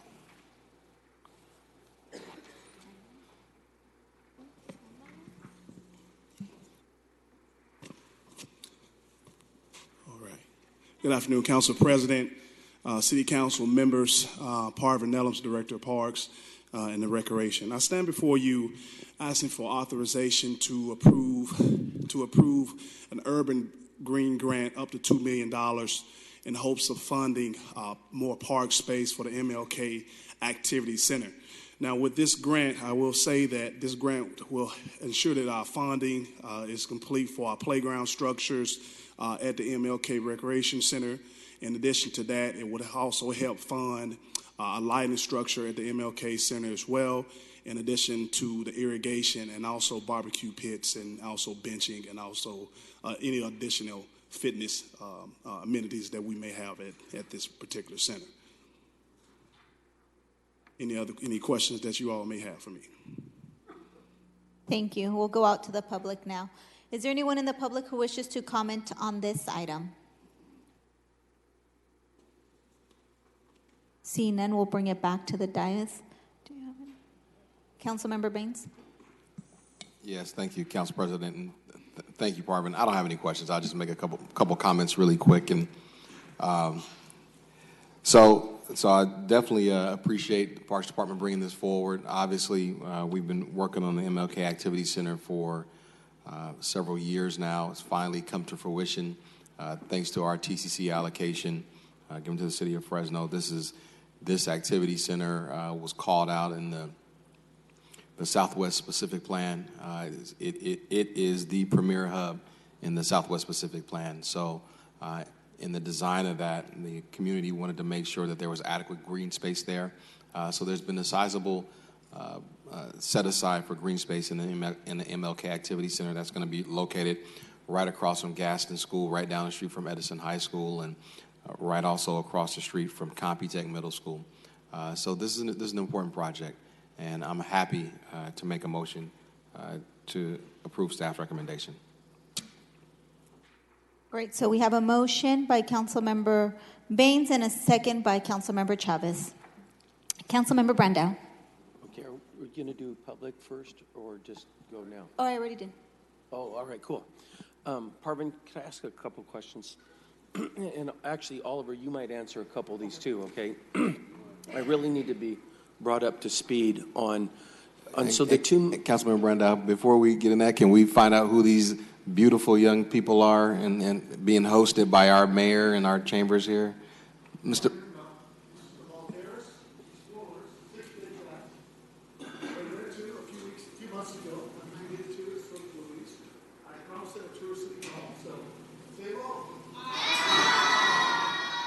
Hi.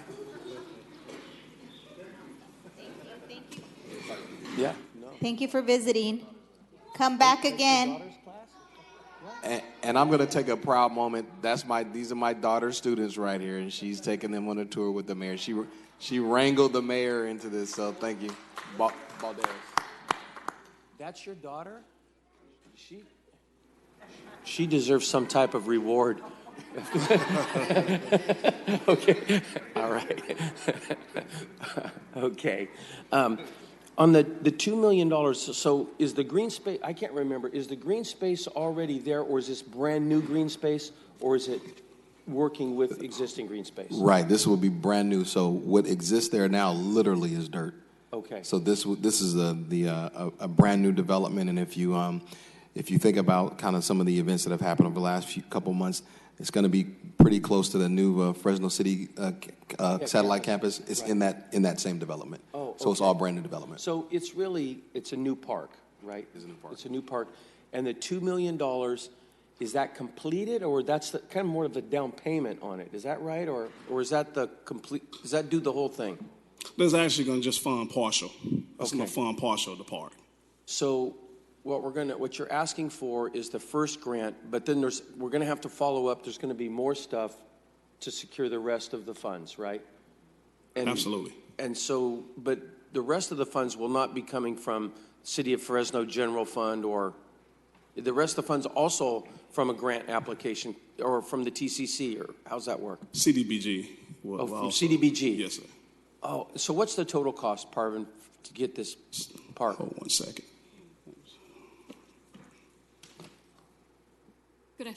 Good afternoon, Council President Soria, Councilmember Brando. My name is Idma. I'm the Parks grants writer. And just to give you a little bit of background, we're looking at potentially a $9 million project, park project, somewhat similar to Inspiration Park. It will not have the same amenities. However, again, we're looking at several of those key amenities. So yes, approximately $4.5 million have been secured through the TCC process. Through this process, again, another $2 million, and then hopefully the balance coming from CDBG. Oh, okay. So CDBG, because it's brand new, we can use CDBG for brand new capital projects then?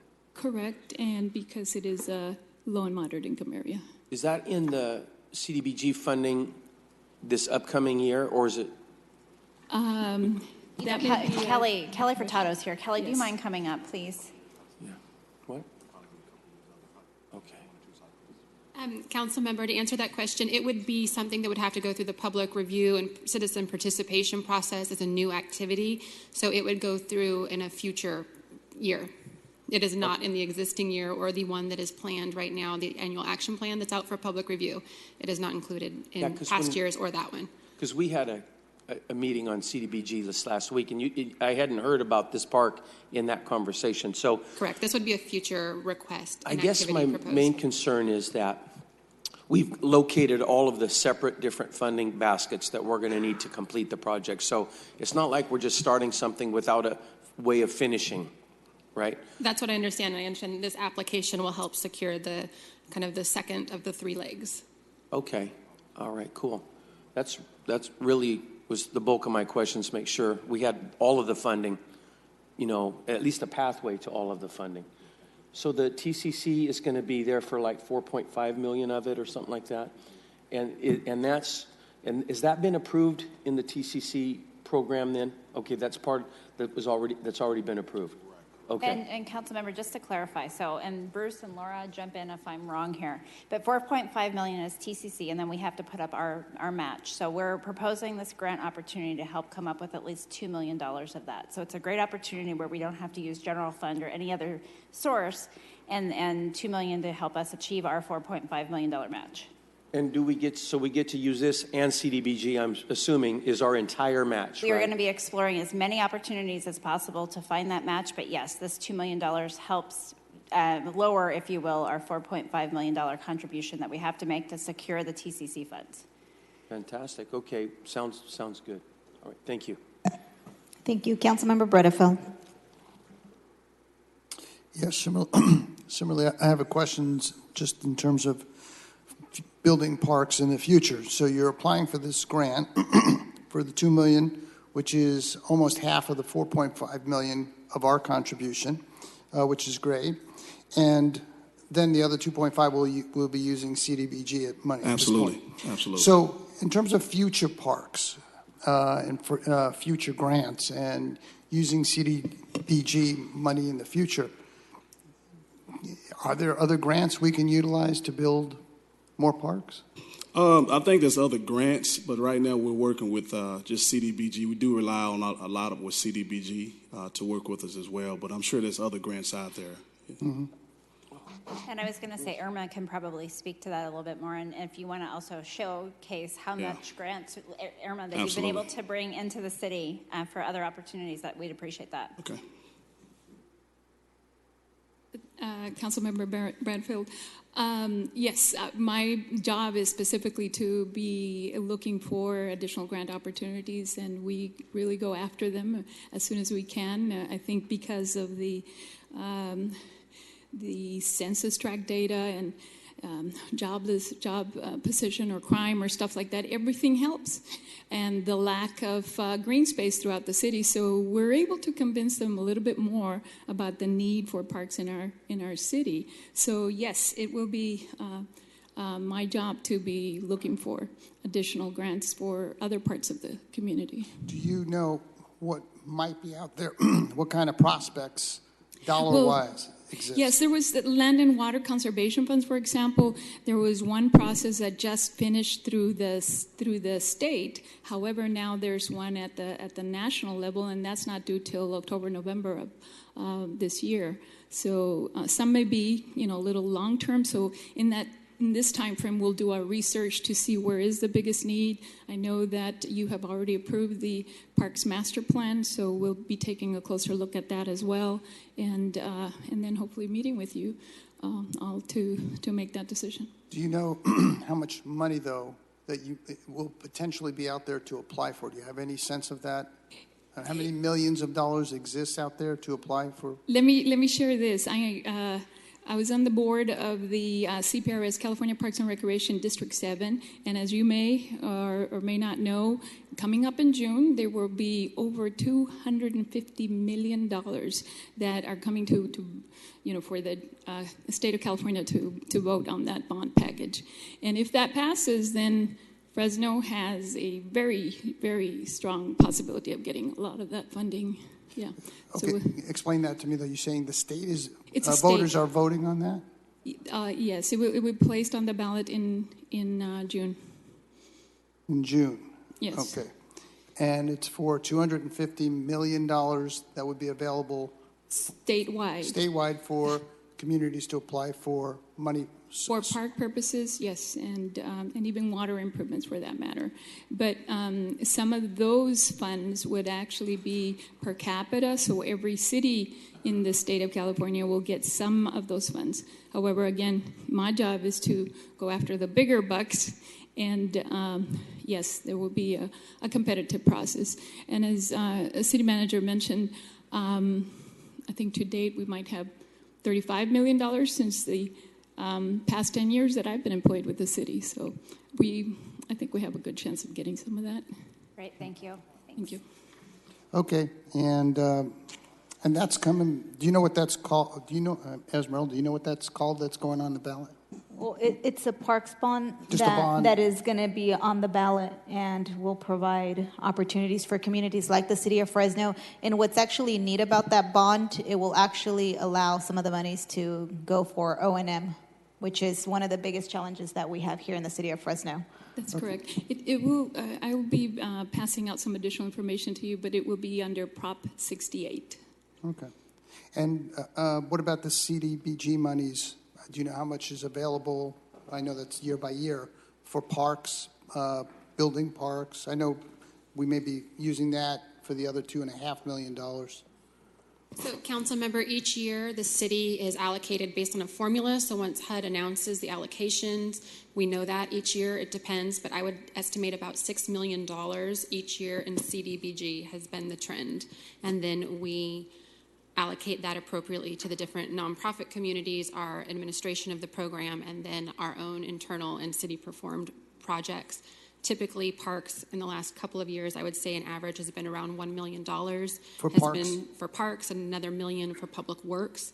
Again, everything goes through a citizen participation process, so I can't really give you a crystal ball on what the next allocation will look like. But is there 2.5 million available for this park?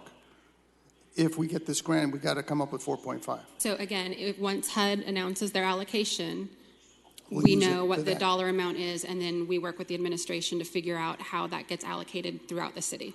Okay, I appreciate it. I had a meeting with Bruce Rudd yesterday, and he was very informative on a lot of these matters. I appreciate the meeting, Bruce. It helped me a great deal, because, as we know, there are people in our community who are trying to propose and will propose a parks tax, and yet I was unaware that there's a $250 million bond for parks coming on the ballot as well.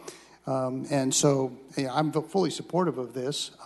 We need more parks, and we need to obviously manage them and operate them better. So I'm fully supportive of all of our efforts, including coming up with the 2.5 million CDBG money to get this park built. But I think we're going to have to take a serious look at supporting park safety, park taxes. I'm going to have a hard time supporting that. Councilman Bredefeld. Yes. You should probably wait and see if the state bond passes in June before you commit your support to the local sales tax for parks. I'm not supporting it, Councilman Okay, well, Brenda. it sounded like you were dithering around over there, so I was just... Oh, well, let me be clear, because I don't want to ever be accused of dithering. No, I'm going to oppose it, whether that passes or not. And quite honestly, it's my hope that we don't tax ourselves anymore. I think we're overtaxed as it is. But I'm officially saying right now, I'm going to oppose the parks tax, locally, as well as the one that's going to be on the ballot in June. Thank you. I wanted to be clear about that. Thank you. All right, thank you. Well, the good thing is this is not a parks tax discussion. So I appreciate your support today, Councilman Bredefeld. And the only thing I was going to add is just for CDBG, there are some times, and we may find ourselves in a situation we don't know yet, that we may have to carry an allocation for more than 1 year. So that could be the case, too, if for some reason we don't have other. So just to give you that background, too, it may take more than one funding cycle. Thank you. So I don't have much to add. I'm excited, actually, for everyone that knows, my position on parks. Any opportunity that we can get to build additional green space, and then when that green space is in particularly in these targeted neighborhoods where we have the least amount of green space, I'm happy to support. And so I'm excited about this. So hopefully over the next couple years, we can continue moving forward and allocating the monies necessary to be able to have this project built out, because as we hear, we're going to have to build it up over the next 3 years. But I think what's important to note is, as the dollars are limited, we do have to think seriously about creative ways to fund parks, because we don't have the general fund dollars. We only have, limited staff in terms of how many grants Irma can write. I want to say I commend you for the remarkable work that you've done over the last decade to bring, $35 million to the city of Fresno. I think that is awesome. You're a rock star. And, our parks would probably be less if we didn't have you there doing that hard work. So thank you for what you've done. But I think that as we're looking at, building the new parks, we have to figure out how is it that our general fund is going to sustain it. And, I'm proud that earlier, there was a project that was approved where more jobs were going to be created, but we're also giving millions of dollars away that could have been utilized to, for these types of critical services. So while we think about what we're doing in terms of giveaways and tax incentives, we also have to figure out how we replenish that to be able to sustain our park system, which is extremely critical to building a more positive quality of life here in the city of Fresno for every single resident, regardless of what zip code that they live in. And so I'm excited about Southwest Fresno and what they will see in the next few years. So we do have a motion by Councilmember Baines and a second by Councilmember Chavez. Councilmember Olivier, I Hi, just saw thank you you. punch up. Thank you, Council President. I'm happy to support today. I think it's fantastic. I've always been a big supporter of parks. I had some success in the time I was here, but just want to remind Council, we're $100 million behind in deferred maintenance on our parks, and I think $40 to $50 million of that are sprinklers and irrigation. Am I correct, Parks Director, City Manager, or former City Manager? Well, I mean, Bruce, you can come up and give the speech again because they need to hear it. I want no speeches. But you've made a follower out of me. I really wholeheartedly buy into your lecture that you've given this body the years that we served together. Yeah. But I think it's important that folks who are, whether you're out in the committee or a community or on this dais, I think it's important not to be distracted by bright, shiny objects and all kinds of wonderful things that there are folks out in the community that aren't connected to this organization promising bright, shiny objects. Folks, we owe tens of millions of dollars on sprinklers. We can't even water our parks. So before we get distracted by the latest and greatest best thing and complexes and very elaborate things, it's important to remember that right now we're struggling just to water our parks to the tune of tens of millions of dollars. So with that, I appreciate the fact that if anything I've left behind is that impression that you've got to look at the cost to maintain what you already have before you go out and start building anything new. But what's unique about this, and as I shared this with Councilmember Bredefeld, what is so unique about this project, not only the fact that we were able to leverage $4.5 million from the state of California, is that this will be the first city-funded and constructed park that will be, in which the ongoing cost of maintaining that park will be funded through the creation of a community facilities district. Now, developers have done that now for the last 4 or 5 years. We haven't. So this is a model or a shift in how we have constructed parks. Now, going forward, as Councilmember Blong-Jong, former Councilmember Blong-Jong remembers, and some of you remember, that is difficult in a neighborhood that's already established. But given that we have 1 or 2 maybe property owners, this is really no different than what our private development partners do, in that we create the CFD. So we're bringing that capital, the initial capital outlay vis-a-vis the park, that benefits that neighborhood and also benefits the value of those homes that surround that park. But what's even better is that we will not be responsible for the ongoing cost of the maintenance. So when that irrigation system needs to be replaced, it's not going to be us who has to foot that bill. And I do appreciate that, and I'm happy to support. But I'm Oliver and I are the last 2 remnants of the Great Recession and the real dark times here. So I think that we're going to spend our last 8 months and 2 weeks warning the rest of you of how to move forward and telling cautionary tales of not to spend too much or waste taxpayers' money, because it could get really bad. Right, Oliver? Thank you. That's right, Clint. Thank you. So there's a motion and a second. Any opposition? Seeing none, the motion carries 6-0 with Councilmember Capriolio absent. So I know that I had unscheduled communication earlier, but I did want to provide Mr. Kerwin Wing an opportunity. If you want to come on up right now before we move on to our next item. If you state your name, address for the record, you will have 3 minutes. Okay, my name is Kerwin. That's Wong. Wong, sorry. Thank you. I have a couple of things that I wanted to bring up. There was a code enforcement issue with my mom's place and everything, and I had gone to they sent us a letter. It was the last hearing, and I went in there and I told them that there was a lot of personal things my mom had collected, but we couldn't get all that stuff out of it. And I went to the hearing and I told them that the whole issue, money-wise, was a bill of attainder, and they should put it on the record. I received a letter later addressing they sent it to Superior Court, and I sent them the same issues or point that, was a violation of the 4th, 5th, and 6th Amendment and the 14th. That there was no due process to justify them collecting this money. Then later, they sent me collection letters. I addressed that to them. They never responded to the letter. I sent those certified. And then it turned up on the the tax bill.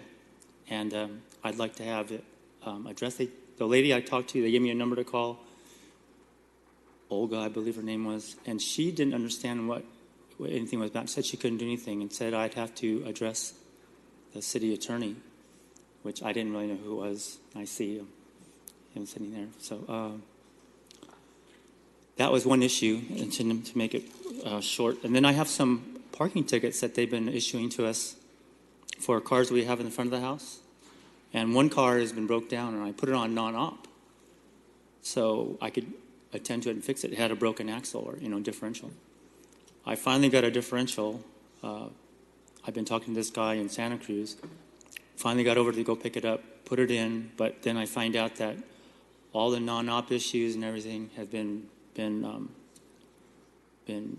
nullified because of this parking ticket. And then I have another car, which is registered, and it was parked in front of our driveway, and they gave us parking tickets for that car. And I'd like to have them removed, because I think I can park in front of my own driveway and not have to be bothered by the city with parking tickets. And these are all now, I guess, at the DMV, which I've discovered. I don't really know how to address it to them. These are still bills of attainder that they're violations of the 4th, 5th, 6th Amendment and the 14th. And so far, the letters that I've sent them, or what responses to them, they haven't responded. So I came to talk to you because at least it's not falling on deaf ears. Thank you so much, Mr. Wong. I believe you reside, or your address is within District 7. But I know that we've had, and I've had instances where I've helped, some of my residents when we're talking about compliance of maybe some code violations. And so I think ultimately the policy of this body, what we want is to make sure that you comply and fix whatever code violations that were found. Have you dealt with those? Well, not exactly. The cars are there. The materials and the stuff that my mom's accumulated is still in the front of the house. I mean, there was a table they told her to get rid of, or put a shed in front of the house and put all this stuff in a shed. So I think maybe having Mr. figure Wong, out what the issue the is. house on East Hampton is in my district, and my staff member, Alexis, is standing by right here to get your contact information. So we'll be happy to look into those items for you. Okay. Thank you for coming. Thank you for coming. Tickets? We're happy to look into anything for you, but I mean that's not a promise that anything will change. I'm your advocate, and I represent your area. I represent you, but I cannot. The wheels of the bureaucracy are beyond my control, so I can help to advocate for you within that space, though. This has been over a year. It's going on almost 2 years. Thank you. Thank you. Thank you. So we will move on back to general administration. Item 3A. This is providing an anti-slum enforcement team quarterly report by the city manager and city attorney's office. Yes, Council, while they are coming up, Christina Roberson, our lawyer in our office, is going to give a presentation, but briefly I wanted to say that the team is working fantastic between DARM and PD and the people in our office. Our legal team is here. Things are going great. We're going after lots of properties, getting good results. I would note for the council, I left you copies of some pamphlets that we prepared when our legal team goes out to meet with both landlords and tenants, indicating what the legal responsibilities of both are, of both the landlords and the tenants. And we are starting to use those when we go out and meet with people at the locations. So with that, Christina and Kelly, you're going to get into some of the properties that we have active and some of the results we are getting. Yeah, and if I may add, and I agree with Doug, I think the team's working beautifully together with DARM and the Attorney's Office. And I just wanted to remind everybody that this team was developed to aggressively pursue compliance from landlords who are failing to maintain rental properties. Through a variety of efforts, including receiverships, nearly 5,000 violations and nearly 500 units have already been brought into compliance. So that in and of itself is amazing. So good job. Not only does this help preserve housing stock, but it also provides safe housing conditions for our residents and improves the quality of life for those impacted neighborhoods. So before staff begins the presentation, I just want to thank you all for your work. And I know you had a larger team here earlier, but Letty, everybody, thank you for all of your work, and take it away. Certainly. And yes, the credit, I think I can speak for Christina, the credit goes to our teams of investigators and inspectors that do the bulk of this work. So we're just here and get the opportunity to report it out to you today. I'm the DARM inspection half of the asset team. And so I just wanted to remind the council members, as the city manager indicated, we are here. Our number one goal is compliance. And we continue to improve on our efficiencies and the effectiveness of our asset team. So one example I just wanted to highlight before Christina starts with the PowerPoint presentation is that our attorney's office investigators, they're now doing on-site evaluations of a lot of the properties that are referred to the asset team. And so they basically go out on site, they do a very comprehensive evaluation of the property, come back to the office, and our team, our full team, sits down and we evaluate and prioritize those properties. So then what we do is we update the status, the weekly status reports every Friday. So you will see new properties coming onto that list based on those evaluations that are done by the investigators. And so that's a new system that we've put in place, and we continue to improve that as well. And before Christina starts on the PowerPoint, something that has changed a bit since we wrote this presentation is the status of something on the pending list. It was a property on Hamilton. If you have the list in front of you that has the yellow highlighting on it, that's our status list. We do that weekly. Hamilton is a property that was in the pending list. It has now become an active list, and or an active investigation, and that is owned by the Moen and Kirkpatrick Trust. And we basically finished 2 days of inspections this week, and we've inspected, by now we've probably inspected all 28 units on the property, and we are seeing tremendous cooperation from the individuals that reside in the units. And so we are very confident that we are where we need to be in this work. So without any further comments, I'm going to hand it over to Christina. She's got a great PowerPoint presentation. She's going to walk you through some updates since our last quarterly. Good afternoon, Council President Soria, council members. As stated, I'm Christina Roberson, Deputy City Attorney with Asset, and we have prepared some slides to highlight some of the properties that we're working on and to provide updated information on each property. The first one listed is 701 West Cambridge, owned by Rick Torres. This property is a partially occupied 10-unit apartment complex with significant health and safety issues, including mold, water damage, insect infestation, boarded windows, and many other violations. Asset conducted an interior and exterior inspection of each unit, and a notice and order for 617 violations was issued on March 12, 2018. The property owner has appealed this notice and order, and a hearing is currently set before the administrative hearing officer on May 16, 2018. So I'm just going to click through some of the pictures for that property, and you'll see some significant deferred maintenance and also just very substandard conditions. And And people were living in there? And it was partially occupied. Some of the units were occupied. This, you can see a lot of the different types of violations that we see on a frequent, regular basis. The next one I will highlight is 2248 through 2266 West Princeton. It's owned by the Lee Family Living Trust. This property is 2 apartment complexes that are next to each other, owned by the same owners. They are a total of 22 units with a long prior code enforcement history and many police calls for service. An asset interior and exterior inspection was conducted on March 6th and 7th, and a notice and order will be issued soon. So here are some of the things that were seen during those inspections. The next one is a property that we've updated the council on a few times, but we do have some good updates on this one. 4853 East University, owned by Ronald and Olga Mullins. This property is a vacant and abandoned 5-unit apartment complex regularly broken into and used by squatters and transients. It was constantly boarded up by the city because of these break-ins over a significant period of time. The court granted a petition to appoint a health and safety receiver on December 19th, 2017. The receiver has since received an offer from an investor who plans to rehabilitate the property within 120 days from the close of escrow. There's currently a motion in court to approve that sale, and once that escrow closes, we hope to see some very exciting renovations in this property. Once the property enters the escrow process, the city will also be submitting a demand for attorney's fees, costs, inspectors' costs, and all of those other fees associated to be paid from the proceeds of this sale.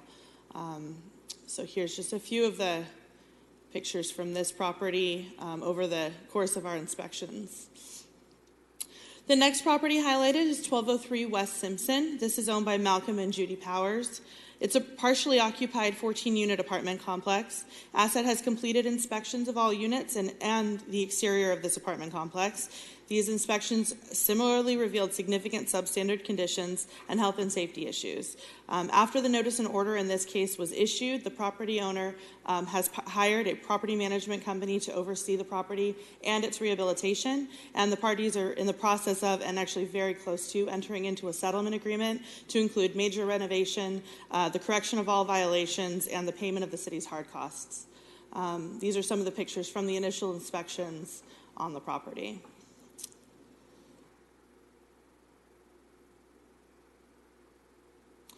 The next property listed is 5035 through 5049 East Lane, owned by Sean Sanchez. Asset inspected 16 units next to a school with significant substandard conditions and health and safety issues, including but not limited to broken windows, roach infestation, egress violation, missing smoke alarms, and again, many others. Additionally, the apartment complex generated frequent calls for police service, including gunfire. Notice and orders identifying more than 330 exterior violations and 960 interior violations were issued. An extension and settlement agreement was executed, and interim inspections did reveal some progress. However, the deadline in the agreement has passed, and a compliance inspection was conducted on March 15, 2018. Significant violations remained, and many of the repairs were made in an unworkmanlike manner, creating additional violations. The city has sent the property owner notice of breach of the agreement on March 28, 2018. The pictures you'll see, some of these were from those interim inspections where, again, some progress had been made. Those are the first few. And then you'll see these are timestamped from March 15th. These were pictures that were taken during the compliance inspections.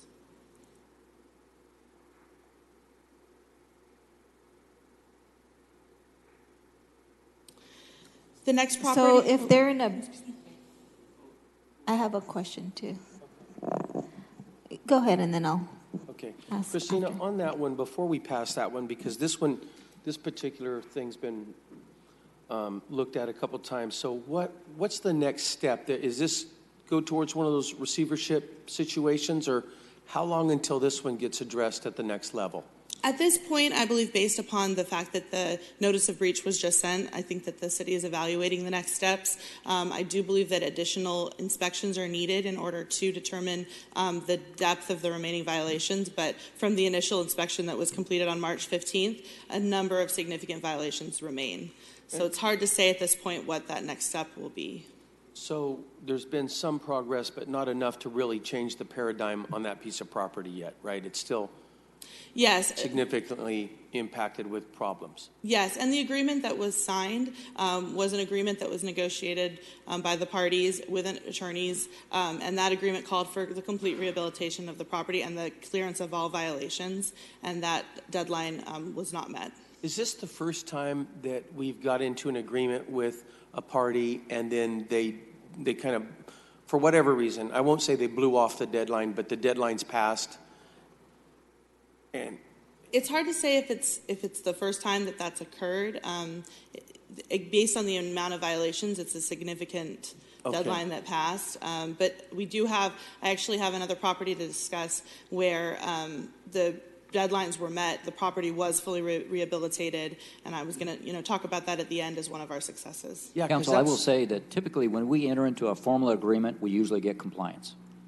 Right, and this time it wasn't, and that's why. That's correct. Yeah, I think this is the first time, from my memory, I might be wrong, I think it's the first time that we went into agreement.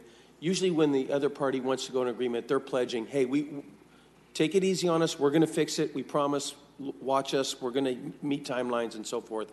Right. In this case, we had that agreement, it wasn't met. So I just wonder, when that happens, does that mean it moves towards one of those receivership situations, or is there an extension given, or what? Well, the first remedy may be breach of contract, because right now he's in breach of the contract to bring the property into compliance. We are considering that. Still, we want compliance. I think we'll be looking to see whether we can get that in the near future. If not, then yes, it may go down that path. Okay. My questions were along those same lines. So this particular property, there's a settlement agreement, but the settlement agreement hasn't been fulfilled. What are the remedies from the breach of contract?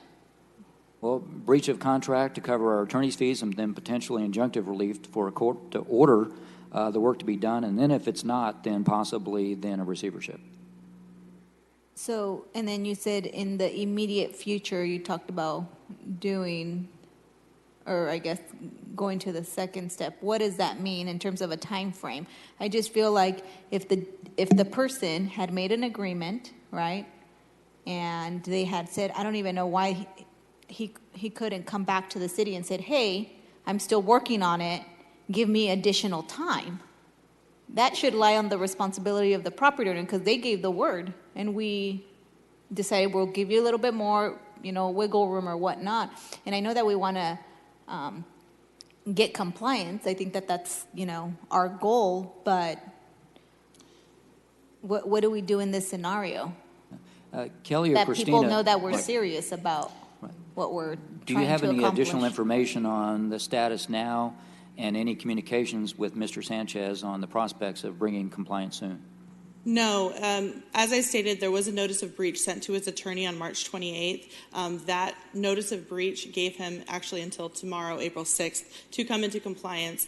Part of the agreement is also to pay the city's hard costs. To date, no citations have been issued on this property based upon the fact that an agreement was entered into. So there is a possibility moving forward. One of the options is to issue citations while simultaneously pursuing other remedies, including breach of contract and the potential for a receivership. And to collect the fees, how will we, if he doesn't pay up, do we put that on the tax roll, or how is that? Well, if we sue for the breach of contract, that would be one of the remedies there, too. To put it on the tax roll? No, just to get a judgment. Oh, just to get a judgment. Right. I see. If there's part of the agreement, part of the terms of the agreement was to pay a certain amount of hard costs, and so because the property is now in breach and the property owner is in breach, that is something we can pursue in the breach of contract. Okay. Thank you. Okay, the next property is 1309 and 1315 B Street, owned by Vincent Medina and Pearl Delgado. These are two single-family homes side by side on one APN. City was seeking voluntary compliance for substandard conditions, including major structural damage, unsanitary conditions, missing smoke and carbon monoxide alarms, improper occupancy of the enclosed back porch, and unpermitted electrical wiring at the rear patio. Due to the lack of compliance by the owner, the city has posted a health and safety section 17980.6 notice for 70 violations and will be petitioning for a health and safety receiver on this property as well. And again, here are some of the photographs that were seen during the various inspections on this property. Some of the violations. So are the people out? Currently, one of the properties is owner occupied actually, but the other property he is using for tenancy. And I believe actually I was told that yesterday those tenants have been removed. But I don't know the current status of them. The owner's still living in one of the properties? He lives in one of them, and the other one he rents out. The next property, 4132 East El Monte, is owned by Baldev Singh Kela and Jasjeet Kaur Kela. This is a single-family home with significant interior and exterior violations, including an occupied shed built without permits, tenants bypassing PG&E meters, insect infestations, and a damaged and deteriorated conditions throughout. A notice and order was issued on January 18th, 2018 for 65 violations, and I'm aware that a reinspection has been scheduled. The city is analyzing the property owner's entire portfolio, given continuous calls for code enforcement. The property owner owns 56 properties, both vacant and occupied, and 26 properties have had code violations within the last 3 years. So here are some of the violations at that single-family home. And then finally, as I alluded to, this is a property that has been brought into compliance based upon an extension agreement that was executed. It's 4242 East Olive, owned by BD HOV LP and LE HOV LP. This property is a 12-unit apartment complex. An asset inspection of the exterior and interior of each unit was completed, and significant health and safety issues were identified. Additionally, the property was a source of frequent calls for police service. A notice and order listing 548 violations was issued on December 13th, 2017. Pursuant to a compliance and extension agreement, the entire property was rehabilitated, and all violations from the notice and order have been corrected. So I have some before and after photos for this one. Here's an exterior before and after, and then some befores and afters of interior. Council, let me jump in on this one. This is a fantastic example of the team going after a property and getting compliance rapidly. This is probably one of the best examples we've had of that, of getting that voluntary compliance because of the threat of what we might do. Mm-hmm. Yes. Well, Doug, I want to echo that. Steve and I leaned over and we looked at each other and said, this is exactly what we want. Ultimately, this is what we want. Great. This is great work right here. Thank you. That is all I have. If there are any other questions, I'm available. Council, if I could add one thing. Last June in the budget, you all authorized $50,000 for law clerks. And the law clerks largely help with code enforcement, both with asset and then non-asset code enforcement. Two of them are here. They are doing a fantastic job. In fact, and so you are getting great value for your money. You're basically getting lawyer work for a lot less cost than a lawyer. And for them, too, while they're in law school, they're getting good experience working with us here doing this, too. So I wanted to say that I think that program is working out great. Thank you.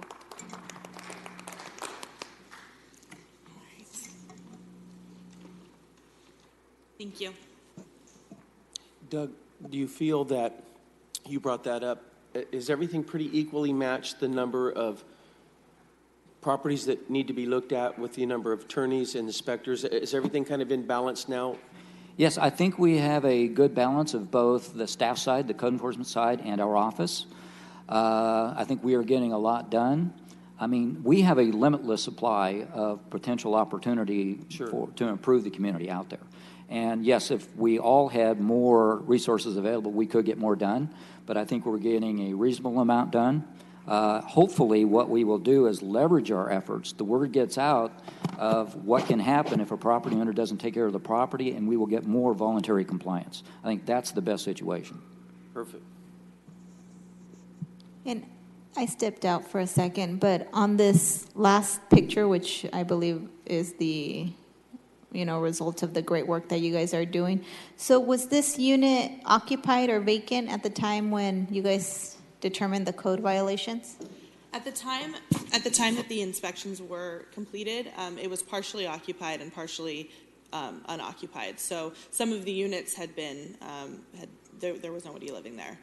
It's hard for me to say based upon these pictures which ones had people living there and which ones didn't, but there were definitely people living there when we were inspecting it. And all of the units got similar remodeling or work? Yes, every unit was rehabilitated, and also all code violations were cleared.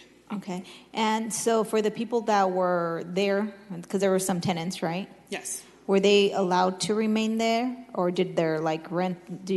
I know that this is not part of your guys' job, but did you guys notice that, the there was a turnover of tenants. I am aware that there was some amount of turnover. I think that what had happened was this property owner had taken over within the last year, that complex, and I think that the property owner had possibly some issues with the tenants that were there, based upon maybe a failure to pay rent in the past or whatever the issues were. So I am aware that there has been tenant turnover, but I don't know specifically what happened with that.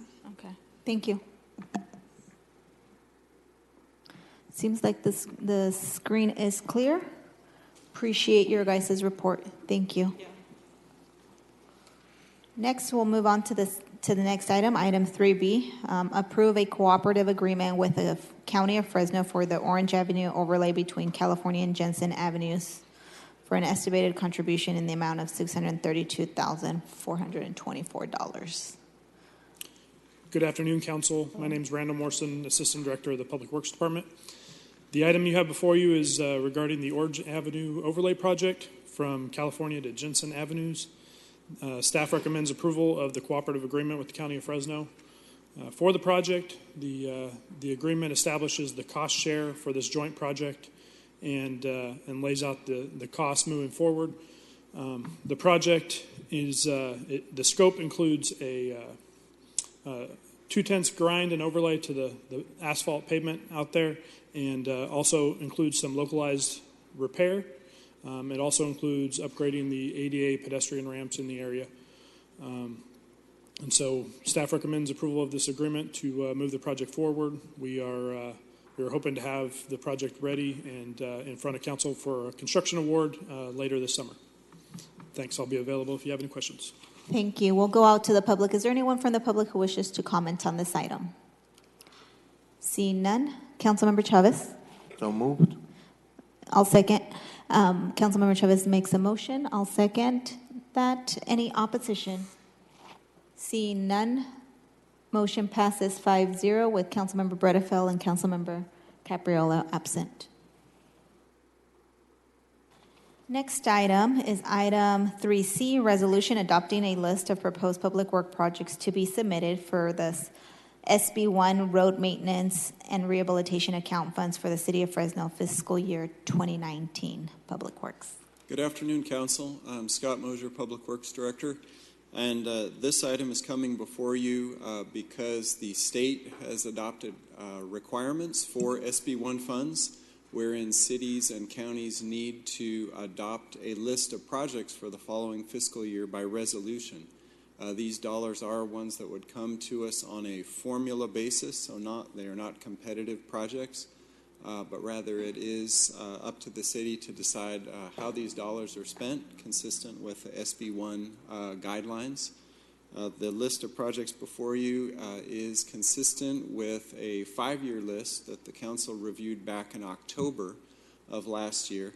And with that, these projects, they've come from our pavement management program, from our traffic signal, citywide prioritization, and with lots and lots of constituent and council office input. With that, we'd recommend council does adopt the list in order that the dollars can keep flowing to the City of Fresno, and staff's available with any questions you may have. Thank you. Thank you, Scott. We'll go out to the public. Is there anyone from the public who wishes to comment on this item? Seeing none, Councilmember Chavez. Just had a quick question.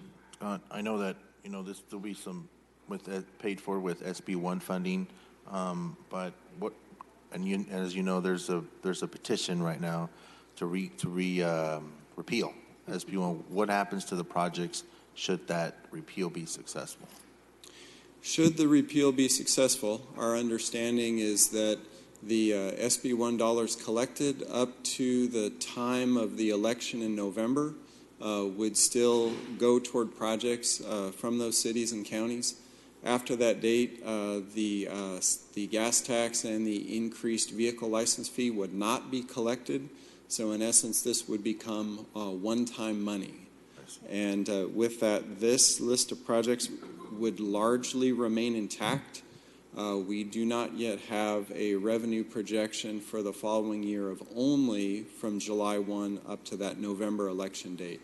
But if that were to pass, staff would really need to come back to the council, look at what that actual revenue amount was, and either pare this back or look at other revenue funding sources to allocate those dollars to be able to finish what we have. Okay. All right. Thank you. I'll make the motion to approve. There's a motion, I'll second. Councilmember Brando. All right, Scott, and thanks for meeting with me on this list the other day.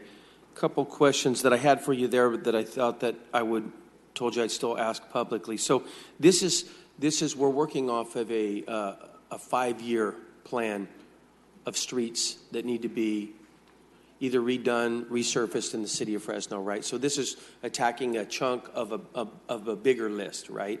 That's correct. And then this is the chunk that comes from SB1 dollars. But there's another chunk that comes through the general fund that we essentially vote on in June for the upcoming year. Is that right? So there's even more streets than this is what I'm getting at, right? That's correct, both general fund and then the lion's share of the work that we do in public works comes through federal and state grant funding sources. The main example, recently this past year, we repaved Shaw Avenue, a half-mile section on the boundary of District 1 and 2. That was a federally funded project, or the vast majority of projects are federally funded. But these ones are the SB1 list because the state's asking us to have this list ready and submitted by May 1st, right? Or something like that? That's correct. Okay. But in general, when somebody looks at this list, when you add the other streets that are being paved under other programming, grants or general fund programming, in all reality, the city of we're dispersing all of this work pretty fairly across the city of Fresno. We believe so, yes. Okay. All right. Thank you. Thanks, Scott.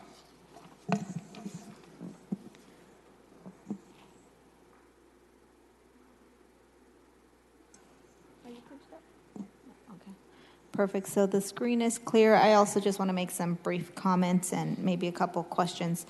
Thank you also for taking the time to meet with me and go over the District 1 projects that are on the list to be funded with SB1 dollars. And so I'm glad that Councilmember Chavez, brought up the issue of the potential I don't know if it's a liability, but the potential risk of losing future dollars. And so I'm encouraged that with these SB1 dollars, we're doing work that probably would have sat on the list for a lot longer period of time. Is that correct?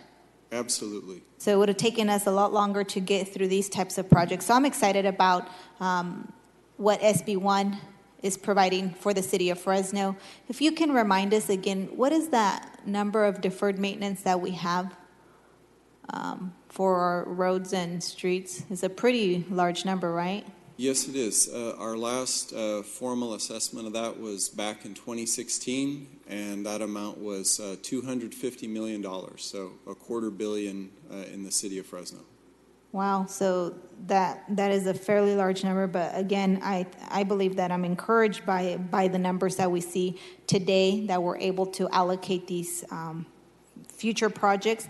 And then can you just tell us, after this year, if SB1 remains, the program or the law, how much more dollars will the city of Fresno see?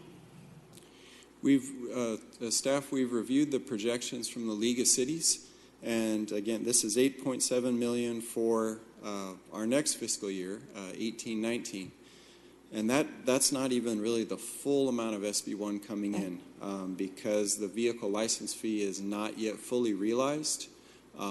When we get to the following year, the League of Cities is projecting about $13 million for the city of Fresno, and then after that time, just increasing based on inflation.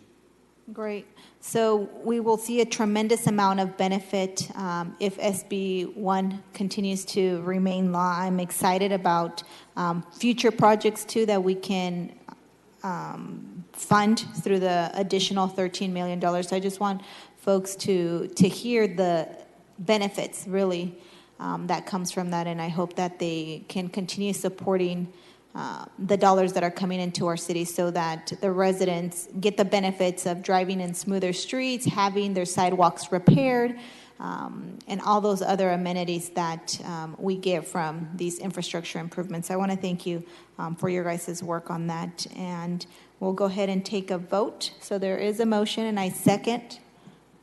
Luis, you made the motion. Huh? So Chavez was, Councilmember Chavez made the motion. I second. Any opposition? Seeing none, motion passes 6-0 with Councilmember Capriolo absent. Next is item 3E. This is actions pertaining to a 3-year non-exclusive franchise tow agreement. Police Department, thanks for patiently waiting. Good afternoon, Council President and members of the council. Sorry I couldn't draw a crowd. Today's agenda has 2 items for your consideration. The first is a resolution to grant an exclusive or non-exclusive franchise specific to impounds for the Fresno Police Department. And the second is a bill for introduction to amend the Municipal Code Section 9-1707 pertaining to the number of tow companies that we have on our tow rotation list. It's our recommendation that the council approve the resolution of intention to authorize the Chief of Police to execute a 3-year non-exclusive franchise tow agreement with the 29 local tow operators for towing and storage of vehicles impounded in the city of Fresno by the Fresno Police Department. It is also recommended that the council adopt the recommended language for the Municipal Code 9-1707. I'm available for any questions. Thank you. So we'll go out to the public. Is there anyone from the public who wishes to comment on this item? Seeing none, we'll bring it back to the dais. Motion by Councilmember Bredefield. Second. Second by Councilmember Chavez. There's no one else punched up. Any opposition? Seeing none, motion carries 6-0 with Councilmember Capriolo absent.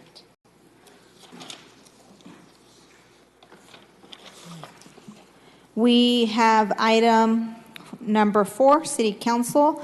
This is where council members are provided the opportunity to give any updates on the committees or governing boards that they serve on behalf of the City of Fresno. So are there anyone that wants to report? The only question that I had that I wanted to present, I know in one of the previous meetings I was put on the Fresno Area Workforce Investment Corporation. What's the difference between the Fresno Regional Workforce and Development Board? Is it the same person? Is it 2 different boards? And Councilmember Baines, I think you sat on. Yeah, I was just about to make a correction. I no longer sit on the Fresno Regional Workforce Development Board. I'm pretty sure you do. Yeah, that's I just wanted to make sure that that was clear. So, City Clerk, if you can make sure that that's corrected. And then I know that obviously with the departure of Mr. Esqueda, he is on the Upper Kings Basin Integrated Regional Water Management, JPA, so I don't know if the administration is going to want to do a replacement. Just wanted to point that out, City Manager. Yes, I will work with the clerk on that. I need to speak with the mayor's office. And I think he's also part of the North Kings Groundwater Sustainability Agency, JPA authority, so may want to look at that as well. So no updates? Okay, great. So we'll go on. Question by Councilmember Chavez. Just a quick question for our city manager. So now with the departure of Tommy, do we know who's going to be the interim? No, we're working closely with the assistant directors up there, and we have a recruitment going that's been out for 2 weeks now that closes on the 16th of April. Okay. Yeah. Thank you. Mm-hmm. Great. Do we have to, we don't have to take any action, right? There's no action to be taken. Item 4B got pulled. The next thing, we have closed session, and I believe that's our last thing on the agenda. So we'll go on to closed session, but before going to closed session, just want to remind folks that we won't be coming back to adjourn, but I wanted to make sure that we adjourn in the memory of what was the woman? Mary.